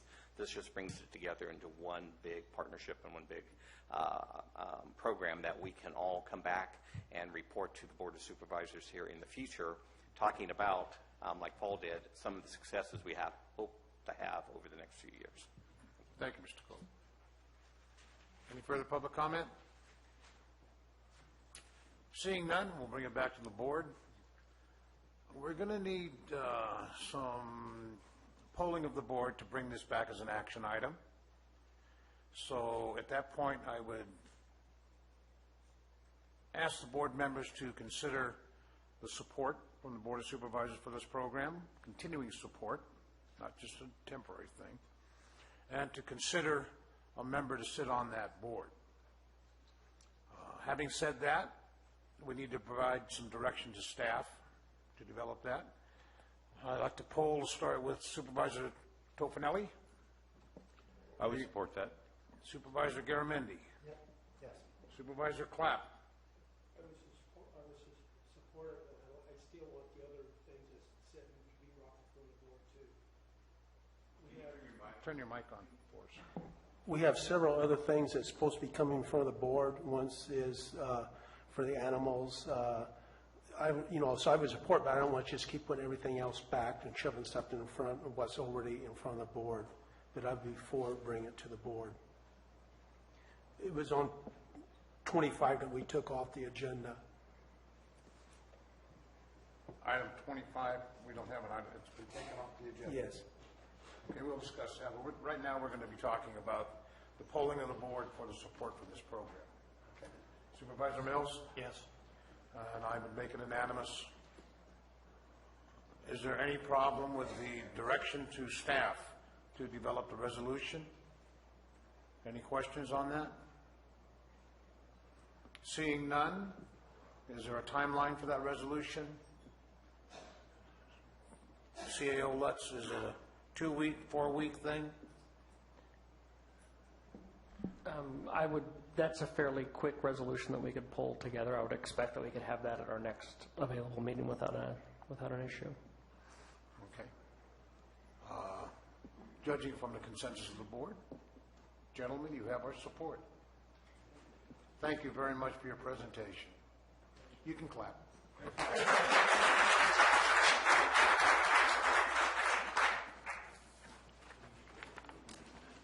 Sure. Ladies and gentlemen, we're going to take a 10-minute break real quick.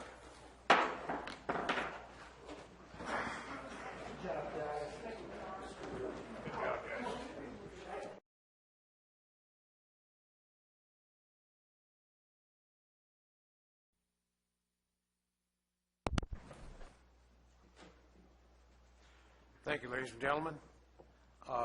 We have 3 more items And I wonder if we could continue through the lunch hour to finish? Is there any objection by the board? Absolutely not. Any objection by the public? See, we care about you.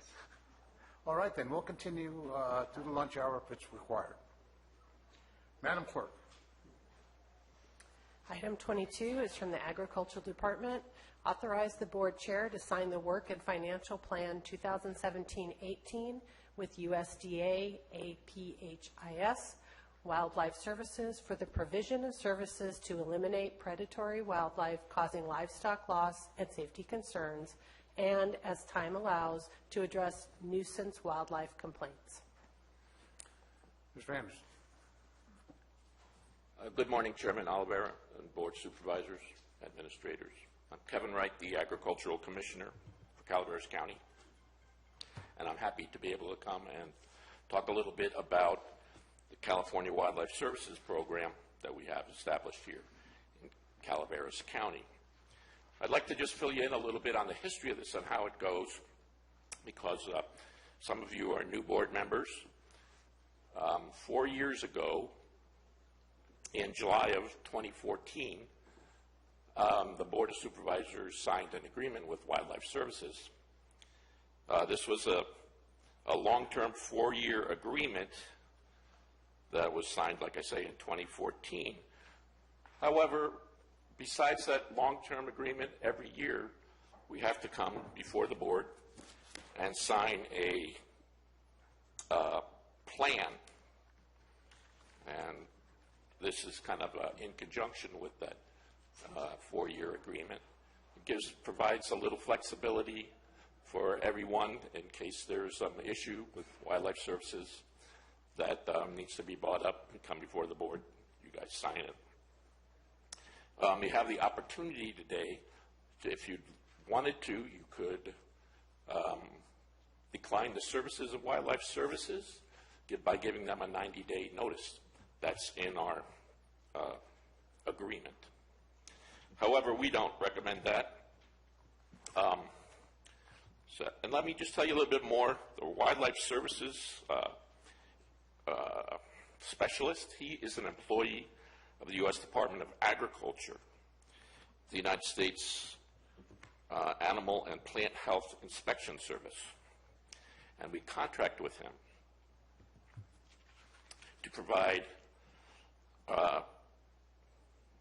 predatory wildlife control for bears, coyotes, nuisance animals such as raccoons, skunks, and foxes. He is a trained specialist, and he knows his job. He handles firearms, and he handles substances that can kill the animals and trap the animals. We provide funding through my budget for the amount of $67,700 for his services. Some of this is subsidized in the form of a gas tax return to us of 40%. And this is because it's in the agricultural budget and it's supported by CDFA, which is the state people, we are able to do that. So 40% of the $67,000 is returned to us in the form of a gas tax every year. Besides this, you can't put somebody in the field for $67,000 even. Minus the 40%, you're talking putting somebody in the field for maybe, what, 30 or 40,000. This is somebody in the field with a car and a gas and a trained person. So we are actually getting a tremendous bargain with this wildlife specialist. The Wildlife Services Department themselves also provides probably about $25,000 of their own money to keep the man in the field. So the whole program probably costs pretty much close to $90,000 or $100,000, of which the county actually winds up paying about $30,000 or $40,000. So the specialist has the skills and experience and the resources necessary to conduct biologically sound program. Not only does he trap and control animals, but he also provides other services, management services that might not necessarily involve killing of the animal, but may involve management practices that people can do to maintain their wildlife or their herds. Our specialists that we have now, over the past 4 or 5 years, we've had 3, and this is our last one is named Mike Williams, and he's had a lot of positive feedback from the community to my office. What my office does is we have the phone calls come into our office for wildlife complaints and needs. We dispatch Mike Williams to the sites. He also works in conjunction with the state Fish and Wildlife Department, in that if it's a bear or a mountain lion, those require depredation permits, and the Department of Fish and Wildlife, which is a state agency, provides those permits. We've had nothing but positive feedback from the community to our office for Mr. Williams, and I recommend that we continue his contract for another year. I do have Mr. Williams here and his boss, Brian Popper, who is the area supervisor. So I'm going to ask Brian Popper to come up and talk a little bit more specifically about the program, followed by introduce you to Mike Williams himself. So thank you.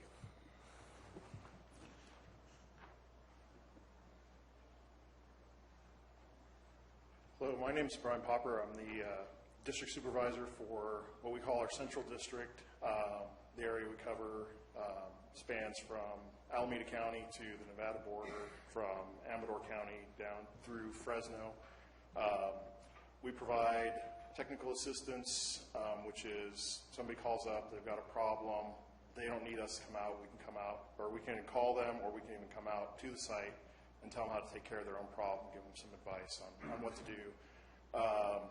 And we can do that for a number of animals.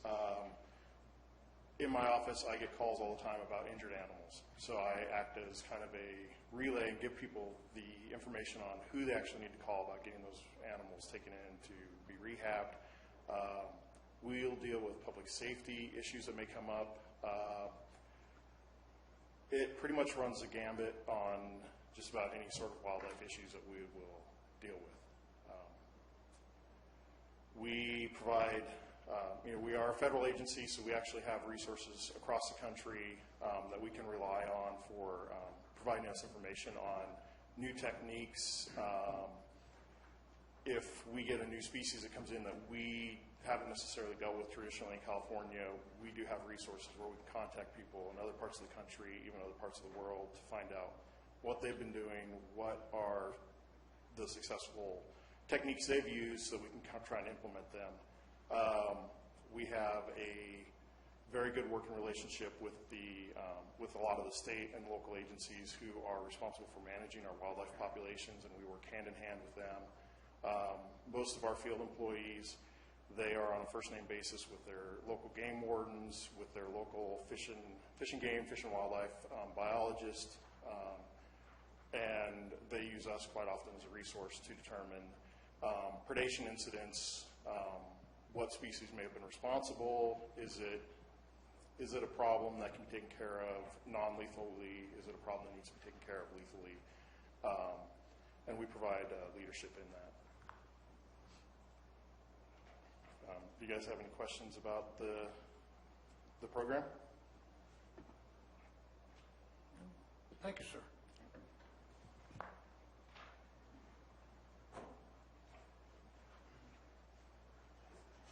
Good morning. Mike Williams. I'm the wildlife specialist for Calaveras County. I've been here since September, and it's been a pleasure working for the county and getting to know the community, and I look forward to keep working here and meeting all of you. If you do have any questions, we'll be more than happy to answer them. Thank you. I have a question. Yes.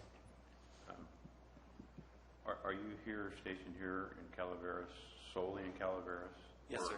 So you're full-time? Full-time Calaveras County. You don't go to Amador, you don't go to... No, Amador has its own specialist at this time. All right, thank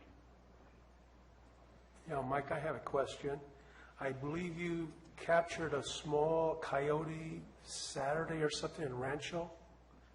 Yes. Did you catch one this Monday morning too? Not that I know of. Oh, okay, because I think you were setting another trap to catch, there was two out there, I think. Yes, this lady had, they were living on her porch basically. Yeah. Every morning. they On her were front porch, trying there's- to greet her. It was Laura Moses' house. What did you do with it? This particular animal was euthanized. It was mange. It had no hair on it, so it was very sick. So that's another thing we do is disease monitoring. Everything I catch gets sampled, sent to our disease lab so we can track diseases in the county. Try to keep a handle on, this was mange, but rabies, distemper, kind of all that. Michael, I'll tell you that the emails I'm getting from my area are all positive, so you are having an effect, a positive effect in the communities, and Thank you. Your presence is being felt, so appreciate your work. Thank you. Mike, I introduced myself to you earlier, and service you provide is important to the ranching and farming community, and appreciate it. I've heard nothing but good things about your efficiency and willingness to work with people. So, welcome to Calaveras County. Thank you. I have a question, Mike. Yes. Thank you for your service, by the way, very much needed. Do you have any relocation programs when you're trapping these animals? Unfortunately, if it's deemed a nuisance or depredating animal, state law doesn't allow us to relocate for potential disease issues. We're moving a sick animal somewhere else and introducing that disease elsewhere. And then at the very basic level, if it's a problem here, if we move it, it's going to be a problem there. We're just moving that problem on to somebody else. So, But what about healthy animals? if they've depredated, if they've killed livestock, no, there's no relocation. Not different issue. Okay, thank you. Yes. Any further questions? Thank you you. very much. Any further staff presentations?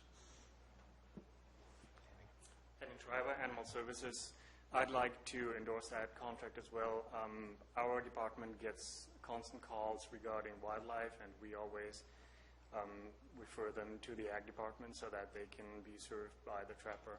But we ourselves use his services as well. As you know, we deal with domestic animals, and we only deal with wildlife when there's a known or suspected exposure of a rabid animal.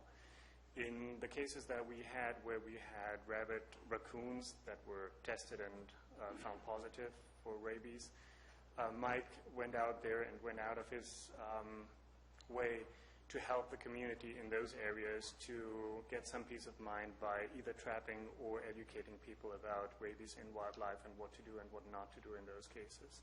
So I'm very happy that we have him, and I just can't support that he's very responsive and very amicable, which helps in our community as well.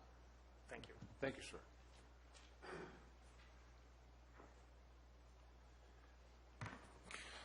Just one other thing. I just wanted to remind you that the money for his services is already included in the budget. And what just remains to be done is the signature on the one-year plan. Thank you. Thank you, Mr. Wright. Any further public comment?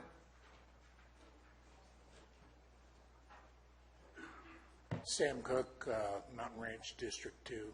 I just want to say it's money well spent. So I would encourage you to continue the USDA participation here in the county. Thank you, Mr. Cook. Marty Crane, District 5.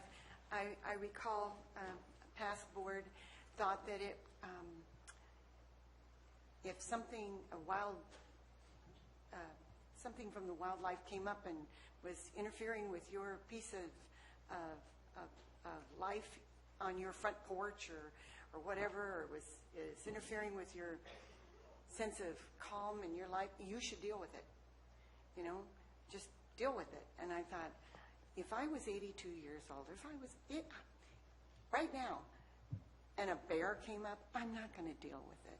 So it makes total sense. Thank you very much. You know, I'm not even going to deal with a skunk. Thank you. So how do you deal with a skunk? Go, Mike. Don't let your dog go after it. Anyway, Bill Wilson, District 1, I would hope you renew this contract, and I'd look forward to any suggestions that he might have to remove some bowls. We have a few. Okay, thank you. Might be a little small.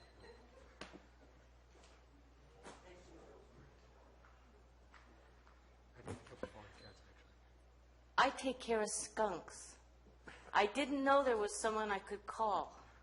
What you do is you get a plastic tablecloth after they're in their trap, and you sneak up on them, and they're going to spray all over, and you throw the plastic tablecloth over the trap, and then you pick it up and you put it in the back of your truck and you take it to the river on the other side, because they're always going to find their way back to my house. And then you just wait a couple of months and the smell goes away. Okay, thank you, Bonnie. Mike, you need an assistant? Bonnie will volunteer. Any further public comment? Seeing none, we'll bring it back to the board. I'll entertain a motion. So moved. It's moved by Supervisor Garamendi. I'm sorry, I missed a second. Second by Supervisor Clapp. No more further public comments, so I'll call for a vote. All in favor indicate by saying aye. Aye. Opposed indicate by saying no. Hearing none, motion carries 5-0 unanimous. We don't pay for Bonnie to be an assistant, do we? I'm going to have her make her instructor. Volunteer assistant, Bonnie. Item 23. Item 23 is from the Planning Department to approve Contract Amendment 1 for the Calaveras County Medical Cannabis Cultivation and Commerce Ordinance, EIR, with Ascent Environmental Incorporated. Good morning, Peter Maurer with the Planning Department.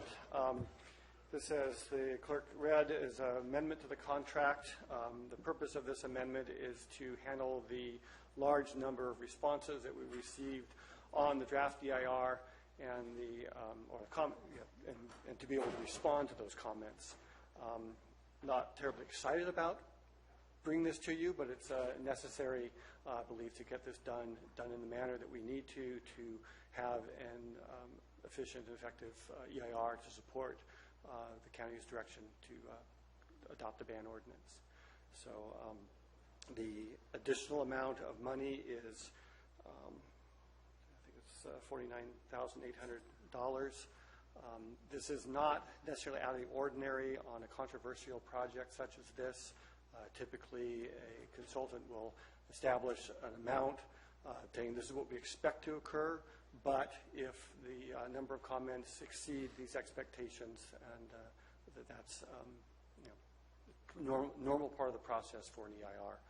I reviewed the original proposal by Ascent against the other proposers that we had, just to see, were they so off base, and it was pretty close. There was one that had budgeted quite a few hours more. They were also $20,000 more. So this is not out of the ordinary, and I believe it's appropriate.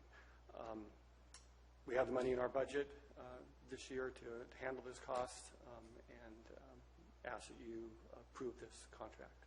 I have Chris Montank from Ascent Environmental here in the audience. If there's any questions you have of him, between the two of us, we can hopefully answer any questions you have.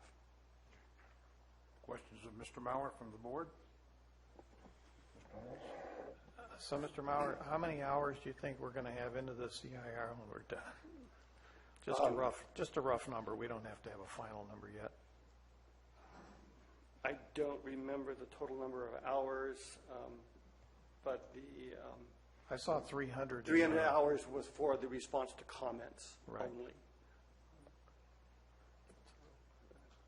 So we don't know for sure exactly. Well, I can go and look at the total budget and the number of hours, but if 300 hours is about $49,000, and the original contract was $172,000, Not that good a mathematician in my head That's to figure out okay. what that That's is, all right. but we're, talking about probably, 1,000 hours. About 1,000 hours then, Something like that, roughly? yeah. Okay, thank you. Further question, Mr. Mauer? Supervisor Toffenali? So the 49,000 is for 300 hours? Yes. So you're saying they didn't have any hours in for review? There were If we've spent four- 300 hours No, for... the original, there were 40 hours that was budgeted for in the original contract for response to comments. 40 hours? 40 hours. And nobody looked at that at the beginning of We the looked at that. contract and said, gee, the size of this, scope of this, 40 hours, it looks like there's going to be a change order coming for this contract. This 40 hours is I would assume no matter which way we went, ban or no ban, there would have been a lot of comments to the EIR. So I just kind of look in hindsight at this contract when we signed it, that 40 hours would have been very lacking on response time from this contractor. We did look at that at the time that the contract was let, and we were comparing the proposals from the other consultants. Although it was the lowest of the proposals, it wasn't that far out of different than the other ones, other than the one that was $20,000 more, and they had estimated 200 hours. So the other ones were at 50 and 70 hours, something like that. So it wasn't out of the ordinary. We didn't feel it was unrealistic at that time. With 2020 hindsight, obviously, yes, we should have budgeted more for that at the time. I just, I'm a contractor. That's what I do for a living. And if I bid a job, I don't get to go back and say, well, gee, I bid only doing this part of the project 40 hours, and gee, it took me 100 hours. I need to recoup. I mean, I eat it for 40 hours. That's what I had into it. Regardless how long it took me, I know going into it I have a job to do. So I'm a little bit leery on 300 hours over, and we had, it's 50 grand basically, that wasn't put into a contract on their part. The other question I have is, when will this be done? You gave us a month, and it's been a month now, back on the closing of June 14th. How long do we have before this is finalized? I don't have a firm date. I expect to get the final, the completed response to comments within the next couple of weeks. We need to then review it internally as well as with our outside counsel. We're going to be doing that concurrently as soon as those the draft responses are done. I know it's taking longer than anyone would like. I guess I would rather do it right the first time than rush it and have to go back and do it again. And I know that there is a very strong desire on the part of this board to adopt the ban ordinance as soon as we possibly can. We're doing the best that we can in order to do that. Going back to your comment about bidding a project, with an EIR, we never know how many comments we're going to get. If you're a contractor, you know how long it's going to take to build a building. You've done it enough. With an EIR consultant, and this is standard in the business, there is always a contingency that the comments will exceed what is expected. And that contingency is always written into the contract that says if they exceed the amount of time that we expect it to take, that we will need to come back for an amendment. And that was a provision in this original contract. And so it's different than, say, a construction contract. I grant you that, I do, but then the question bears that who monitors that? Who monitors how many hours are put on it? I mean, is there a monitor from our end of it saying that you spent 5 people for 2 weeks on it? It equals that? How do we monitor the amount of time that's actually being spent? I review all of the bills that come in, all of the invoices, to ensure that they have. I don't know I mean, I have an idea how long it takes to respond to comments, but I haven't done it myself. That's why we hire a consultant to do that. My experience of working with consultants is that this is the amount of time necessary to respond to this number of comments. And the exact comment letters is I this saw thick. the comment. I saw. I'm aware. You send. So this is out of the ordinary. And the technical details, the amount of challenging comments that have been submitted to us require an extra amount of work to make sure that we are responding in a manner that protects us from future legal challenge. And we fully expect that legal challenge is likely to come because of the controversial nature of where we're, what we're dealing with. Okay, thank you. Further questions? Supervisor? Yeah, there's been an effort in the community to flood us with complaints and stuff about the ER. It was actually a letter in the Valley Springs News encouraging people to write letters on it. So I understand where you're coming from. I know you've been just swamped. I think it's a plan that was put in place to try to just delay it. And so my hat goes off to you guys for the work that you're being done with. And I'll be supporting it too. Further comments? I have a comment. Mr. Mauer, you're doing an excellent job. I understand your position explicitly, being in the consulting field in a different area, not building buildings, obviously, but you're absolutely correct. Your starting point is never your finishing point. Things happen. Contracts need to be reviewed when those things happen. I support your position, and I think you and your staff are doing a fine job. Thank you. Thank you. Further questions of Mr. Mauer? We'll bring it open to public comment.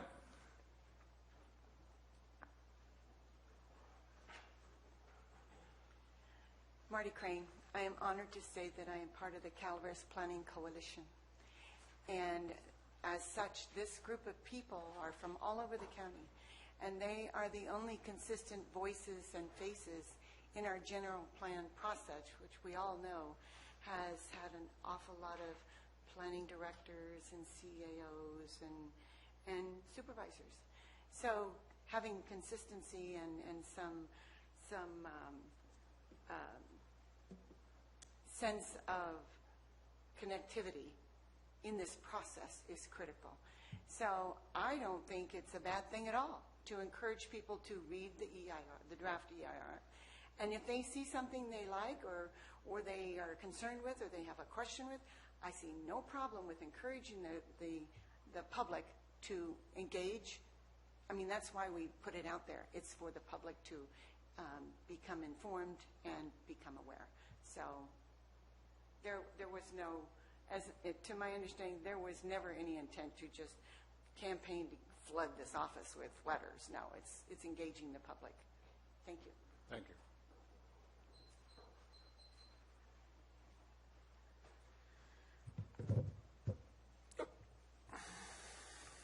Anyway, Bill Wilson, District 1. Let's be clear. The delays, the deficiencies, and the cost overruns in this project are a direct result of choices made by this board. 3 supervisors directed staff in January to draft a ban ordinance. The subsequent decision to use this EIR that was commissioned for the draft permanent ordinance passed by the previous board in February of 2016 to support the new board's ban ordinance has resulted in considerable delays to the release of the DEIR.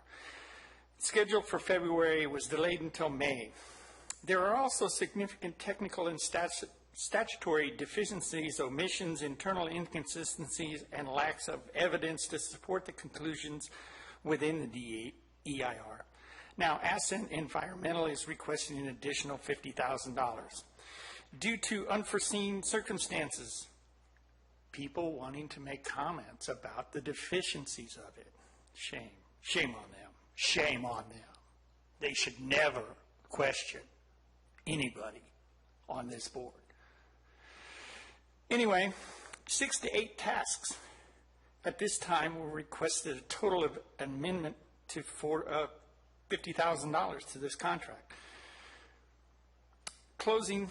Choosing to rely on this EIR that was paid for with cannabis application fees in violation of Prop 26, and that was commissioned for a permanent regulatory ordinance to approve a ban proposed nearly a year after that ordinance was passed, which contains numerous deficiencies, opens the county up to significant legal liabilities.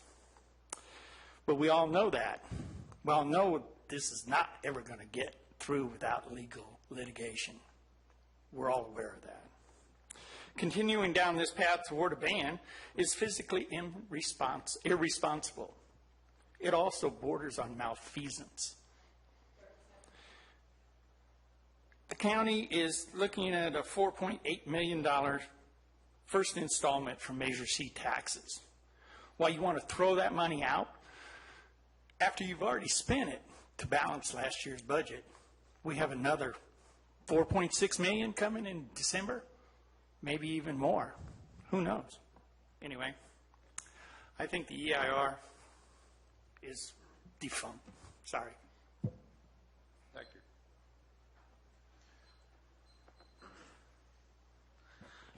Ben Stopper, District 5. The current resolution states that all other sections of the original agreement between the county and Ascent are still in force. This includes Section 1.3, Performance and Standards, which states that the county at its sole discretion can decide to require contract to repeat work at no additional charge until it is satisfactory. If the county determines the contractor's work fails to meet the generally accepted level of competency or standard of care, it is clear that Ascent has failed to deliver a comprehensive, technically accurate, complete, and clear document with substantial evidence supporting its conclusions, as they said they would. Now they are requesting an additional $50,000 to respond to the comments that have highlighted the inadequacies of the work product they produced. Why should the taxpayers have to pay for the inability of this contractor to produce what they have said they would produce? They say they produce comprehensive analysis that can adapt to potential changes to the project. They should fulfill this commitment to the county and bring their comprehensive analysis and adaptability to bear in this project. Ascent Environmental Inc. is now requesting an additional $49,820 on top of the $172,127 the county has already spent, so they can respond to the comment letters that have pointed out the deficiencies of the work product produced by this contractor. Ascent should be direct to fix the various technical deficiencies and internal inconsistencies within the DEIR at no additional cost to the county. Furthermore, the county should reject this resolution and direct Ascent to use the already allotted 40 hours that have been set aside in the existing contract to incorporate the numerous data sets, impact analysis, and feasible mitigations suggested in the comment letters. Bring the DEIR in line with scientific consensus that cannabis cultivation needs to be brought in line with existing state and local environmental regulations. Thank you, sir.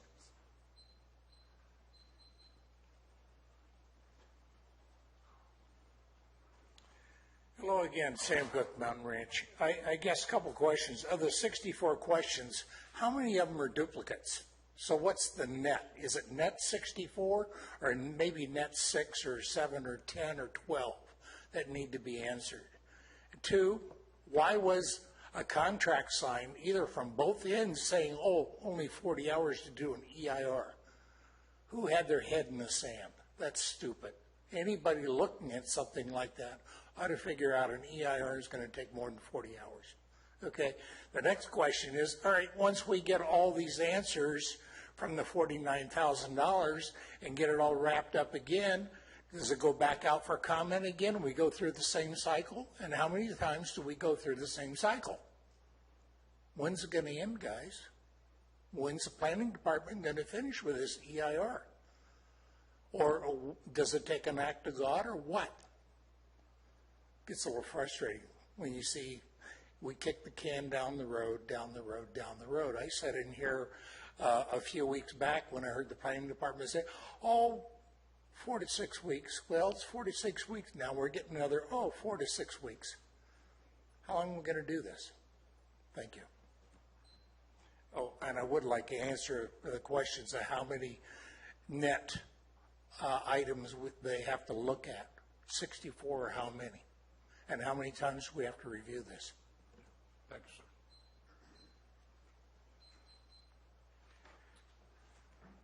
Good afternoon, Board. Chris Metz, resident District 2.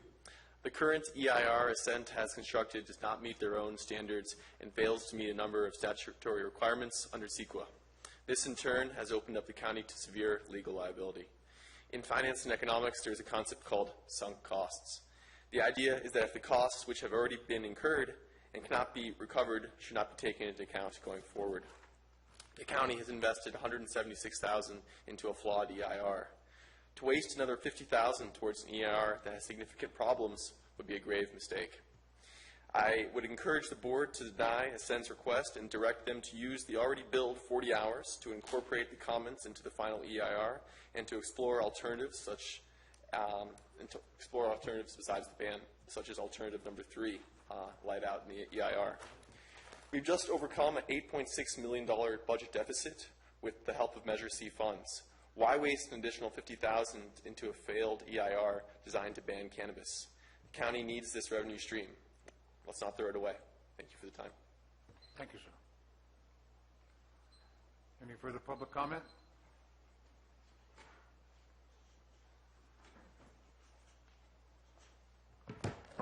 Trevor Whitkey, District 2, Calaveras Cannabis Alliance. So approving this resolution and continuing down the path towards a ban with this draft EIR is it's throwing good money after bad. Essentially, we'll be spending at this point, if this resolution gets approved, $250,000 to try and ban cannabis. Commercial cannabis that was just taxed, and that tax revenue that was brought in under Measure C in the last couple of months was used to close the significant budget deficit that we had. These revenues are literally the only revenues that are coming in that are going to address the long-term financial liabilities that the county faces. We heard about the unfunded pension liability. We also heard about the reduction in overall property taxes. These larger costs that are being incurred by the county and losses in revenue need to be addressed, and Measure C is the only way that we have to address these issues. Now, choosing to spend $250,000 to eliminate what will turn into an annual tax revenue stream of $12 million based on what has already been collected from the first installment of Measure C funds is simply bad policy making. And I would encourage the board to look at the contract, particularly the section 1.3 in the previous contract that says that Ascent has to do work that they promised that they would do without incurring additional cost, and that is within your discretion as the board. The county can direct Ascent to go back and actually produce the work that they said they would do. The California Department of Transportation comment letter identified specific deficiencies within the traffic analysis, flaws in the assumptions and the modeling used by Ascent, saying that it does not meet their standards for how they do traffic analysis. These are serious deficiencies that are being identified by stakeholders across the county. The problems that were identified by the Calaveras Planning Coalition, specifically the potential impacts that have not been adequately analyzed, and the fact that argument, speculation, unsubstantiated opinion does not constitute substantial evidence. I would say that the draft EIR does make all of those claims. It is unsubstantiated evidence to support Alternative 3. Furthermore, they also talk about the draft EIR ignoring feasible mitigation strategies. We think that all of these strategies should be taken into consideration, and that county stakeholders have come together and commented on this draft EIR, and there is a clear path forward for the board to not have to incur unnecessary expense in this process. Thank you. Further comment?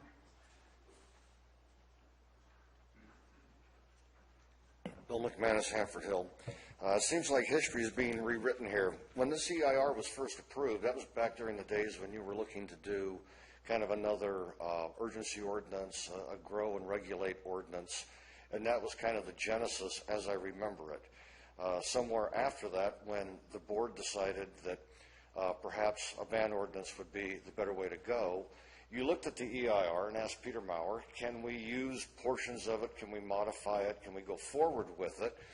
And Mr. Maurer said yes. And so the emphasis was shifted to include what a ban would do to the county, and made that part of the EIR. Now that they're complaining about it, it seems kind of odd, but the EIR was completed, or is completed, and it remains the number one alternative is to ban commercial marijuana. So I do agree, though, and it always resonates when Supervisor Tofinelli talks about being a contractor. I've never been able to go back and say, I really screwed up on this contract. Could you give me some more money, please?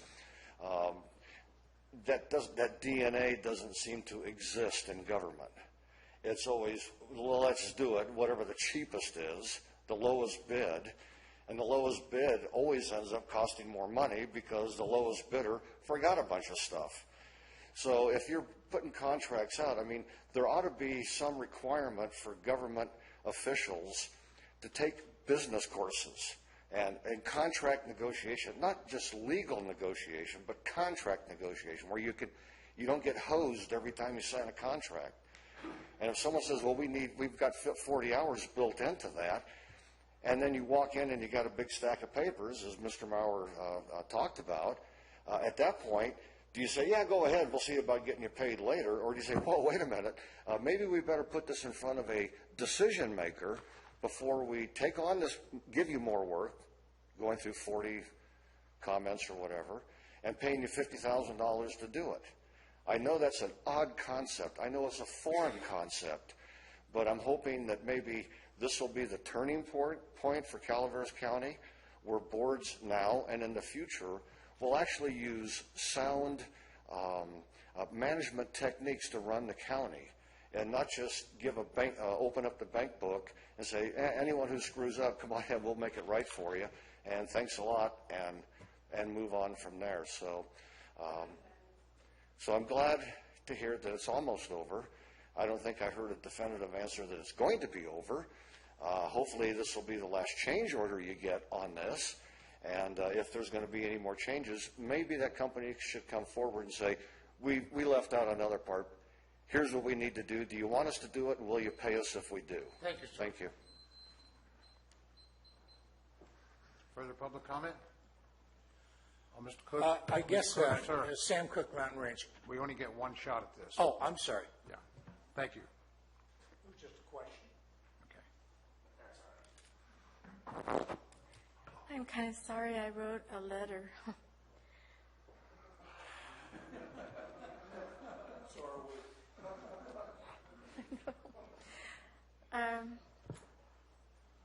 It's really a dilemma, and I pity you guys.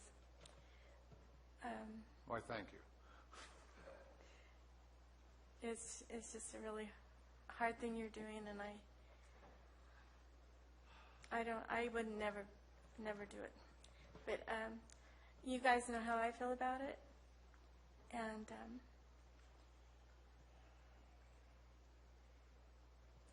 that's all I have to say. Okay. Thank you. Sir? One thing seems to be being overlooked by members of the board as well as members of the public as to why this additional expense exists. As has been mentioned, the original contract was written in June of 2016. or signed then, which was for a different purpose. And then later this year, this board, a majority of, decided they wanted to change course and to use a construction analogy and a contract analogy. It's as if you had a contract to build a building and then decided you wanted to add a wing on that building that wasn't in the original contract. And, well, naturally that changes things. So a lot of the comments and a lot of, I believe, are a result of shortcomings of trying to hastily patch a fix into a document that was designed for a different purpose. And I believe that is what, in fact, it says so in your agenda item. I just wanted to point that out for people who don't understand why there's more time being added. It was a decision of this board that ultimately led to that, in my opinion. But that's all. Thank you. Thank you. Further public comments? Mr. Maurer, looks like you need to speak. Well, there was a request to respond to a couple of questions. Of the 64 individual comment letters, a lot of those were duplicates, but most of those comment letters raised numerous comments. It wasn't just a single comment. In some cases, they were 12, 14, 20 pages long, and they raised several dozen different comments, each of which has to be responded to. As far as the process, this is the next step in the process of responding to the comments. At that point in time, once the response to comments is completed, then the final EIR is released, and then we begin the hearing process. So this is not an endless loop. The only reason it would be recirculated would be if the results of the response to comments raise new issues that weren't addressed. As far as people's comments about the adequacy of the document, there's a lot of opinion out there. People are posturing for the position that they would like the county to take on this, and the EIR is intended to be an informational document, not necessarily supporting one or another action, but looking at what the consequences of whatever action is taken. And for those who support one action or another, they are pointing out what they believe to be not supporting their position and finding ways to support that recommendation that they would like you to make. The response to comments will address any of the perceived deficiencies. I do not believe that there was any malfeasance on the part of the consultant. We worked closely together. We worked with outside specialists. We worked with outside counsel to come up with what we felt was an adequate and responsive document. And we believe that the end result will pass legal muster to support whatever decision you decide to take. I don't have anything else unless you have any questions of me. I would like to reference the milestone timeline that was presented in the board packet. So we'll be completing milestone 6 then in about 2 weeks. And I can repeat it. It's submit administrative responses to comments and MMP. Yes. So that's about 2 weeks. Then we have 2 weeks for comments to the administrative final EIR. Would that be correct? That's an additional 2 weeks. So there's 4 weeks. Then you have a publishing of the final EIR. That's 1 more week. That's 5 weeks. And then submitting the draft findings, fact statement of overriding considerations. That's 2 more weeks. That's 7 weeks. So we will be working on the finding of facts sort of concurrently with the review by the Planning Commission. So ultimately, depending on the final action of the board, that will be what the findings of facts will be prepared to support. Okay, so what I'm trying to get to then is that the Planning Commission may not hear this until September. I am hoping that we can get it heard in August. A lot depends on internal review. Okay, late August, early September. I had initially hoped it would be the first meeting of August. After looking at the calendar, I think that late August is the second meeting of August is probably the most likely. Which means this board will see it in September, possibly October. I would do my best to get it to you in September. Okay, just so everybody kind of understands what the timeline is. That's the only purpose of the discussion. Yeah. Thank you. Further question, Mr. Mauer? Mr. Mauer, I have a question. Sure. Regarding the EIR, it has to be done right. Because if it's defective, the risk to the county is tremendous by lawsuits brought by either side of this argument. Absolutely. So we need to commit to do this properly and legally. And that has a cost attached to it. As I stated before, things change. Contracts, we talked about contractors. And somebody, in fact, two people on this board mentioned change orders. That's exactly what change orders are for. When that situation changes, now, no offense, Mr. Tofanelli, you're a contractor. You've bid projects. You bid jobs. You have your expenses. You have a profit margin. And you have future growth. But when something comes up that you're not aware of, maybe because you didn't do a proper procedure in your bidding process or something totally unknown, that requires a change order. And ladies and gentlemen, that's what we have here.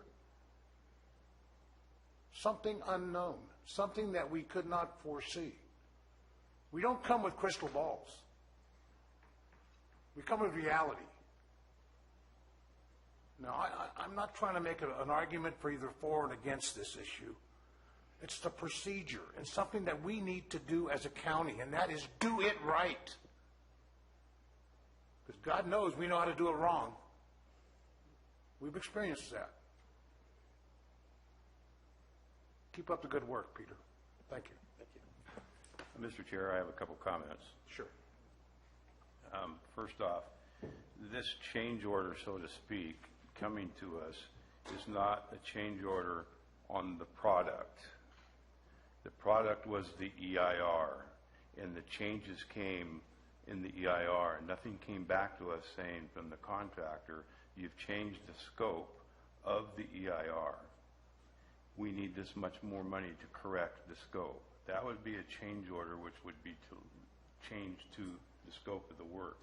This is a change order coming back to pay for additional hours to respond to the comments, which we were going to have comments no matter what the product ended up being. So I have to say a little bit different on what's being talked about here. We were paid for, much like several other things that we've had comments about, for a document. That was the basic contract for. Now, to have 40 hours, if I had 40 hours in making sure after the project was done for go-backs because something wasn't working or whatever, that I would have 40 hours. I couldn't go back and say I need more time for that. That would be it.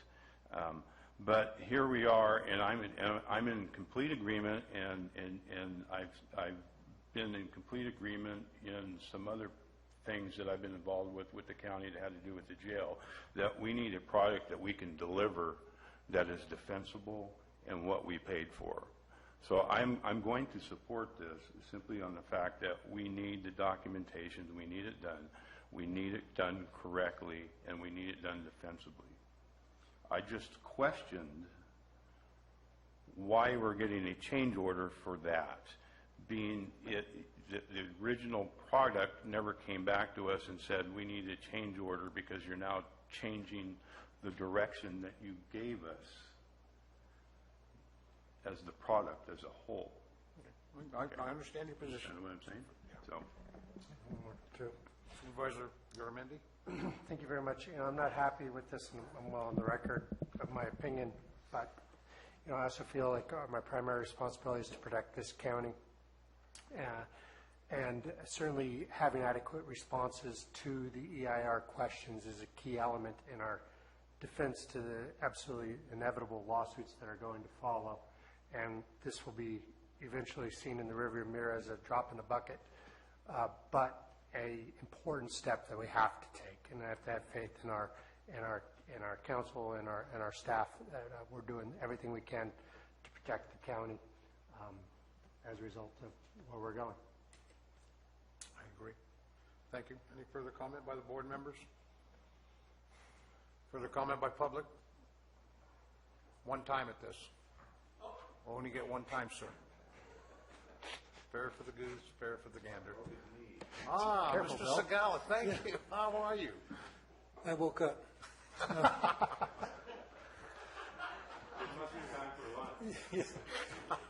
These are my comments. It's not from the Taxpayer Association.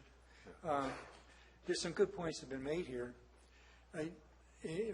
In the far past, when I was younger, I was a contract administrator for a public entity, and my job was to review contracts and work with consultants, and I learned a lot about contracts. If it's specified in the contract, a particular thing, and what evolves is something different, there's reason for a change order. If you have a unit price, say you have a price per hour for reviewing letters, and the unit price is estimated for 40, and it turns out to be many times that, you use the unit price. You still need a change order because you're changing the funds for the contract.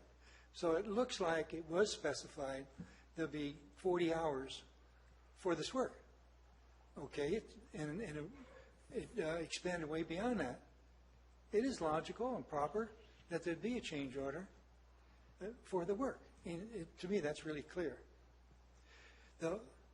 What a deeper problem here, in my opinion, is we've taken a regulation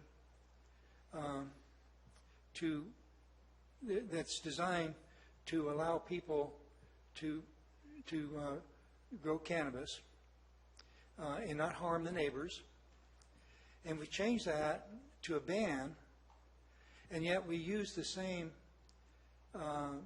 environmental review process that you use for that, for a ban. I don't even know a ban needs an EIR. You're banning something, how could you don't know the consequences of a ban. You don't even know how many people are in that trade. You don't know how many properties are involved. You don't know what the reaction to a ban will be. You don't even know if the ban can be enforced. All these unknowns you got there. So you're going to ask environmental review to see what the consequences would be? Well, it's true. It looks like this is going to go into litigation. And unfortunately, it could have been avoided by just using the zoning process. Thank you. Thank you, Al. Mr. Folger? Afternoon. Mark Bolger, Mountain Ranch, Rimrock Farms. I'm not going to weigh in on whether I think the county should pay the $50,000. I don't think you really have a choice. I mean, you have to answer these questions. I, for one, can say that, I didn't take hours out of my day after working long days to compile my questions. Whether or not I agree with Asset Environmental's statement that the ban is the most environmentally friendly alternative, it's a moot point. I think that, we've got the bones of a document here. Some folks agree with them, some don't. I still have faith that that document can be used for a regulatory scheme that will benefit this county. I hope that some of my comments are considered, and maybe they'll look into them, and maybe it's something we can use effectively going forward. Thank you. Thank you, sir. Any further public comment? Seeing none, I'll bring it back to the board. Entertain a motion. So moved. Moved by Supervisor Garamendi. Second. Second by Supervisor Clapp. No further public comment. All in favor indicate by saying aye. Aye. Opposed indicate by saying no. Motion carries 5-0, unanimous. Madam Clerk. Item 24 is from the Board of Supervisors to appoint the appointment of applicants to serve on various committees, commissions, advisory boards, and county service areas. Before you today, we have one application for one vacancy. It's for County Service Area 1, Rancho Calaveras. This vacancy was advertised on May 31st, and it's for a term expiring 12/31/2019. We have an application from James Van Zandt. Anybody familiar with Mr. Van Zandt? Turn on your, thank you, Supervisor Platt. Go Yeah, ahead. he's a retired commander in the Navy, and he's a retired professor from the University of San Francisco. He's very qualified for what I need. Thank you. Any further comments? Comments by the board? Public comment? Seeing no public comment, bring it back to the board. I'll entertain a motion. So moved. Moved by Supervisor Clapp. Second. Second by Supervisor Tofinelli. All in favor indicate by saying aye. Aye. Opposed indicate by saying no. Motion carries 5-0, unanimous. Thank you. Supervisor announcements. In compliance with AB 1234, chaptered as Government Code Section 53232.3D, this is the time for board members to report on meetings attended on behalf of the county and to carry out their duties as a county supervisor. Start with Supervisor Clapp. Do you have your mic on? I did. You do. Anyway, I attended my IHSS meeting. It went fair. And I spent a whole day up in your district, Mike. I didn't get the phone call. No, I had lunch with Bertha. Anyway, I went to, it was Calaveras Community on Aging, attended a meeting there. It was good. And then while I was there, I went to White Pine Bridge and checked out the bridge, and I was glad to see that. Then I've had complaints about Big Tree's entrance. I went up there, and it seems like they're doing a decent job for, having to tear up the forest. And I went into Big Tree's and confirmed that the big tree did fall over. So that was that. We lost the monster. Yeah. And I didn't go down to Cedar Road where the no parking signs is. I forgot all about it. Otherwise, I'd have went and seen that too. But anyway, I was up in your district. You have a beautiful district. And so I talked the Commission on Aging to have their meeting there at the same time next year so I can enjoy all the stuff up there. And the tourist turnout, it was great. A lot of people. So you have a good district. We've got a fine district. Thank you, Supervisor Clapp. Supervisor Mills. First of all, I'd like to thank the board for putting me on another panel, item number 6, the hearing panel for the local enforcement agency. June 15th, I got to go back that far. Thursday, attended the chamber mixer of Lake Comanche with CCWD Director Russ Thomas. And June 16th, attended Murphy Sanitary District meeting to discuss negotiations with Hay Station Ranch taking water from the district. Met with Nancy Giddens to look over an alternative location for the library in Angels Camp with friends of the Angels Camp Library and the proposed landlord. June 19, met with Sheriff, including Staff CO and Supervisor Tofinelli, as previously reported, and then attended Congressman McClintock's town hall in Jackson, where I discussed his efforts to reopen the U.S. forest roads, such as Spicer and Boards Crossing. Remember, that's when his staff wanted the letter of support. June 20th, attended Angel City Council meeting, discussed some of the challenges facing the city in their budget process. June 21st, met with representatives of CSA4 where storm damage to their roads and options to work with county staff in making any repairs. We do have a meeting set up next week with county staff to do that. Attended the Calaveras Amador McCullough River Association meeting, discussed positions of support or opposition to state legislation. This would be 1654, AB 1668, the Trailer Bill 810, and reviewed AB 401. This is the Low Income Assistance Program that CCWD and other districts in our county may be able to make use of, as well as AB 524, that's the Butte Fire money from the PUC fine. Attended Union Public Utilities District meeting. Utica water and power contribution will be lower than expected, with some discussion on the Angels Powerhouse will be under a remat contract first. For those people that are in UPUD water, their $12 a month surcharge is going to be reduced to $7 a month. Thank you, Diane, right? June 22nd, testified before the Little Hoover Commission at the request of the California Special Districts Association. Summary was to emphasize many areas of rural counties do not have internet capability, and the website, for transparency reasons, would not be cost effective. Discussed difficulty in civic engagement in rural counties for small districts, and that special districts have very limited direct representation on local LAFCOs. They're like trying to find a way to add at least one more special district to LAFCO. Budget hearings in Angels Camp again over Angels Camp Business Association, Destination Angels Camp, Friends of the Library, a report from the museum, and a presentation by the police department. Friday, June 23rd, attended the required training for illness, injury, and prevention program to review protocols and policies as a result of the recent board of supervisors decision. Monday, June 26th, met with the Angels Camp Planning Director over transit, COG, and opportunities to improve marketing and accessibility to transit with tourists and local users, in especially the Angels Camp area. Thursday, June 29th, met with John Benoit of LAFCO to discuss and review district spheres and boundaries. And then I kind of took some time off. July 5th, attended the chamber breakfast with our CAO speaker on budgets, and got a great response to that. Might want to note that New Maloney's is holding at 11.5 feet from the top, and they're doing a great job over the last week of maintaining that level. So if they can do that and the inflows continue as they are, they will be able to keep it from spilling. I'd like to thank Mr. Banner and Environmental Health for the work that they've done in the past few days of identifying and trying to put together a process on mitigating our environmental impacts. Thank you. Thank you, Supervisor Mills. Supervisor Tofinelli? Yeah, I'm not going to go. I attended all. I guess I'm going to turn this on.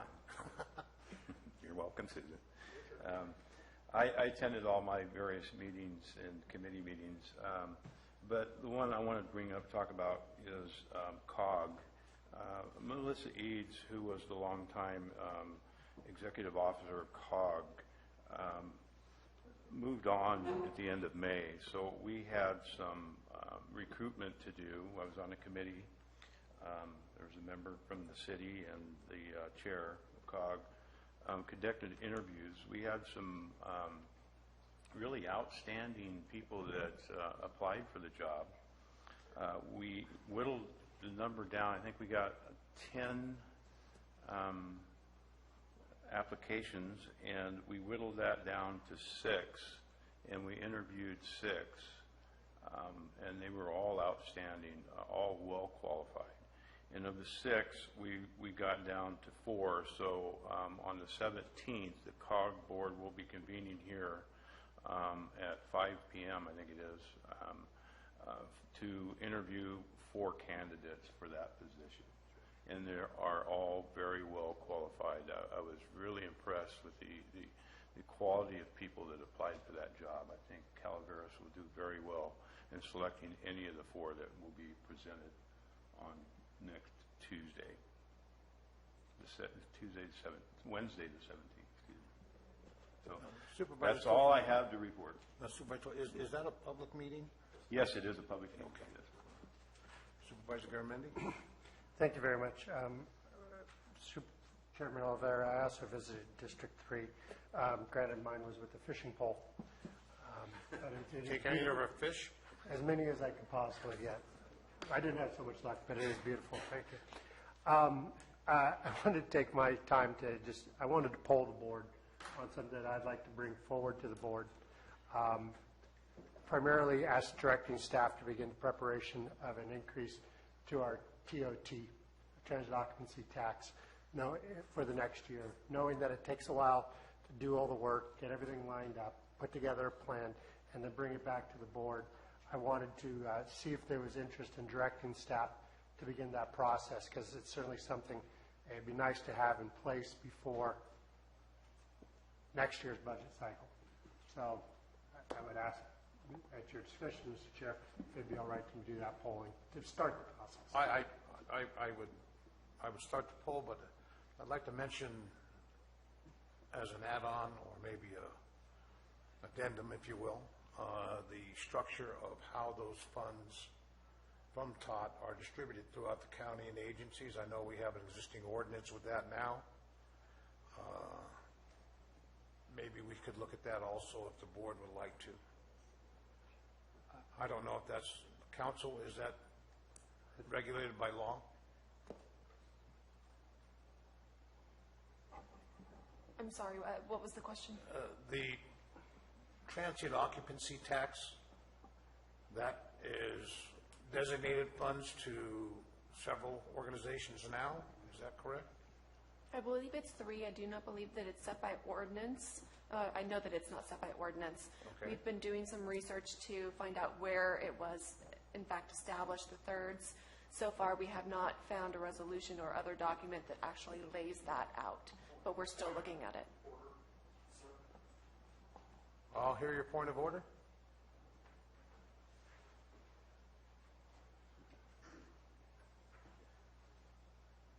I believe the only way you can change the transit occupancy tax is through another vote of the people to bring forward to them. The percentage of what the TOT is would obviously have to go back to the people because it is a tax and the people would have to approve a tax. What the board is referring to is the distribution of what we get in for TOT, how it's distributed amongst various departments, and how the board wants to spend the TOT tax. I'm sorry, counsel, go ahead. Finish. Yeah, I don't think you're going to find an ordinance. Historically, the only place that money went was into the general fund, but historically the board always distributed a third, between Public Works, CBB, and the Sheriff's Office, because they felt that that would cover where those funds were coming in from. The additional road work for the tourists coming in, going through the Sheriff's Office for any crime that would occur because of the tourists coming in, and then to advertise Calaveras County. So I don't think it's ever been on an ordinance. It's just been historically we've designated a third. I would just like, my poll is just to begin the process, not the debate, how we're going to use it all.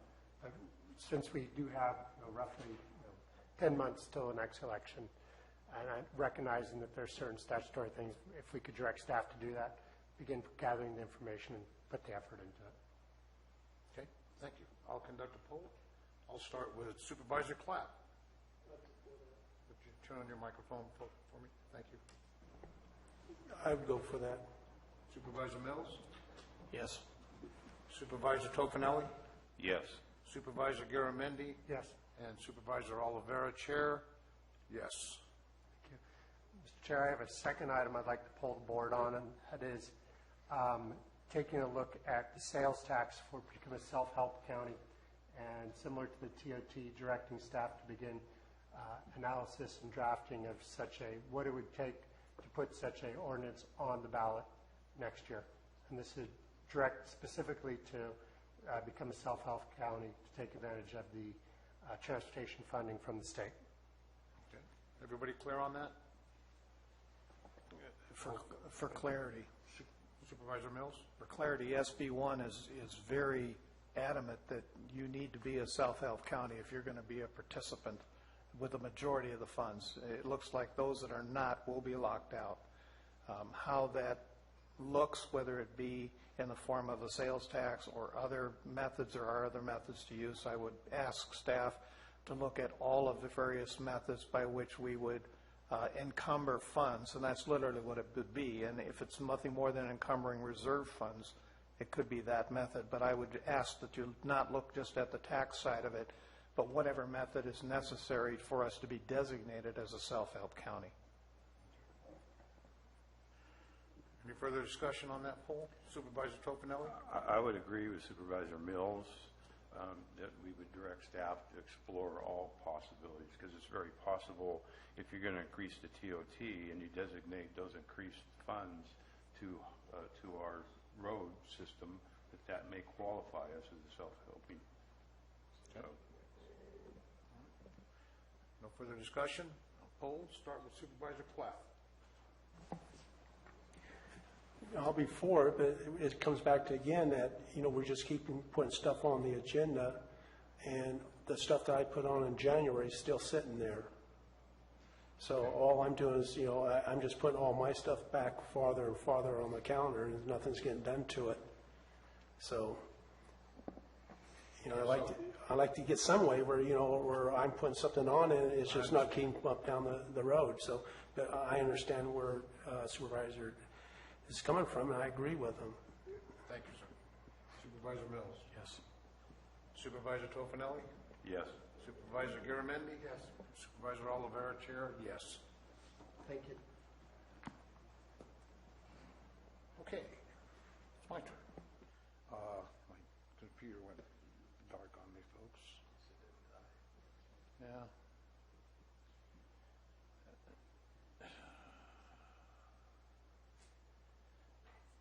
Of course, the 4th of July was an exciting time for everybody, an enjoyable 3-day holiday, 4-day holiday. Fortunately, we didn't have too many emergencies in the county. I was very happy with that. I did attend several social functions, barbecue, which I presented at as your board chair and as a District 3 supervisor. Yesterday, I spent time in Sacramento for the tree mortality on the governor's task force. We had some very good information come out of that meeting. There is a local task force meeting for Calaveras County that we hold on the Wednesdays, which will be tomorrow, where I'll disseminate the information. But I can say that the revised budget from the governor did put additional monies towards the tree mortality program on a statewide level to the amount where it's at least recognizable. If you'll recall, the budget of $50 million for the tree mortality on a statewide level was reduced by $48 million.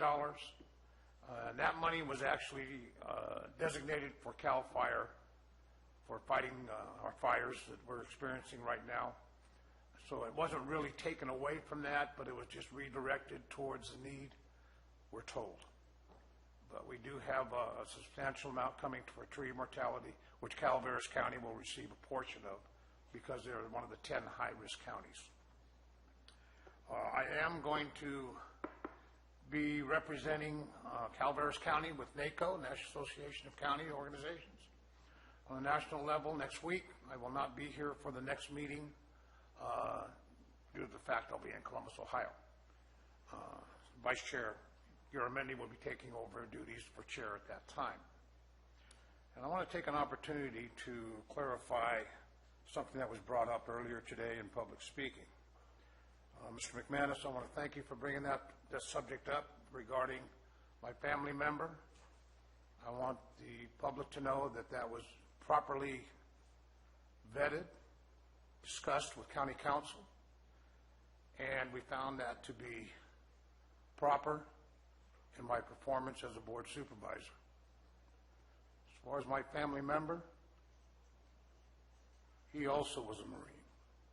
His integrity is probably just as good as mine. I would not put this county at risk for those reasons. Thank you very much for joining, folks. We'll see you in a couple of weeks.